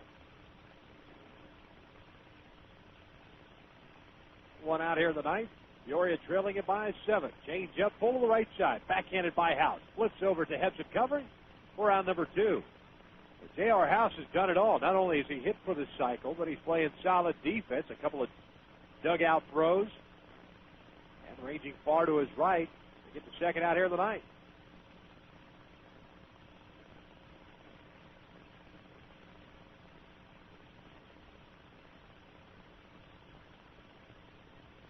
It'll be up to Cade Johnson to keep things alive for Peoria.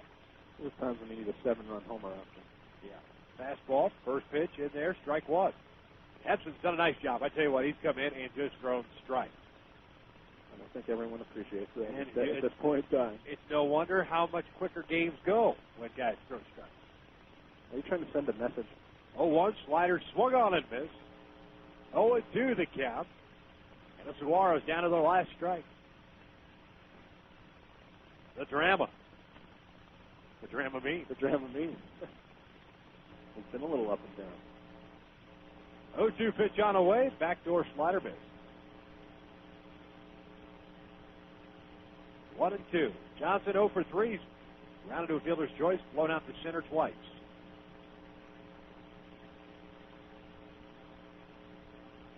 1-2 pitch. Slider swung on and missed. And down goes Johnson. And the Mesa Desert Dogs pick up the victory today by the final of 11-4. 4 runs, 8 hits, no errors for Peoria. 11 runs, 16 hits, no errors for the Mesa Desert Dogs. And Ryan Hendrickson, works 2 innings. He strikes out 4, gives up no hits, walks nobody, and he does the job in relief. That's going to do it for us here in Mesa tomorrow afternoon, 4:30 Eastern Time. Mesa Desert Dogs hosting the Grand Canyon Raptors. Jonathan Mayo, as always, a pleasure. Can't wait to talk to you again tomorrow. Sounds good to me. You got it. For Jonathan Mayo, Dan Gentile back in the huge plush studios at MLB.com in New York City. I'm Victor Rojas. Thanks for tuning in, and we will talk to you tomorrow.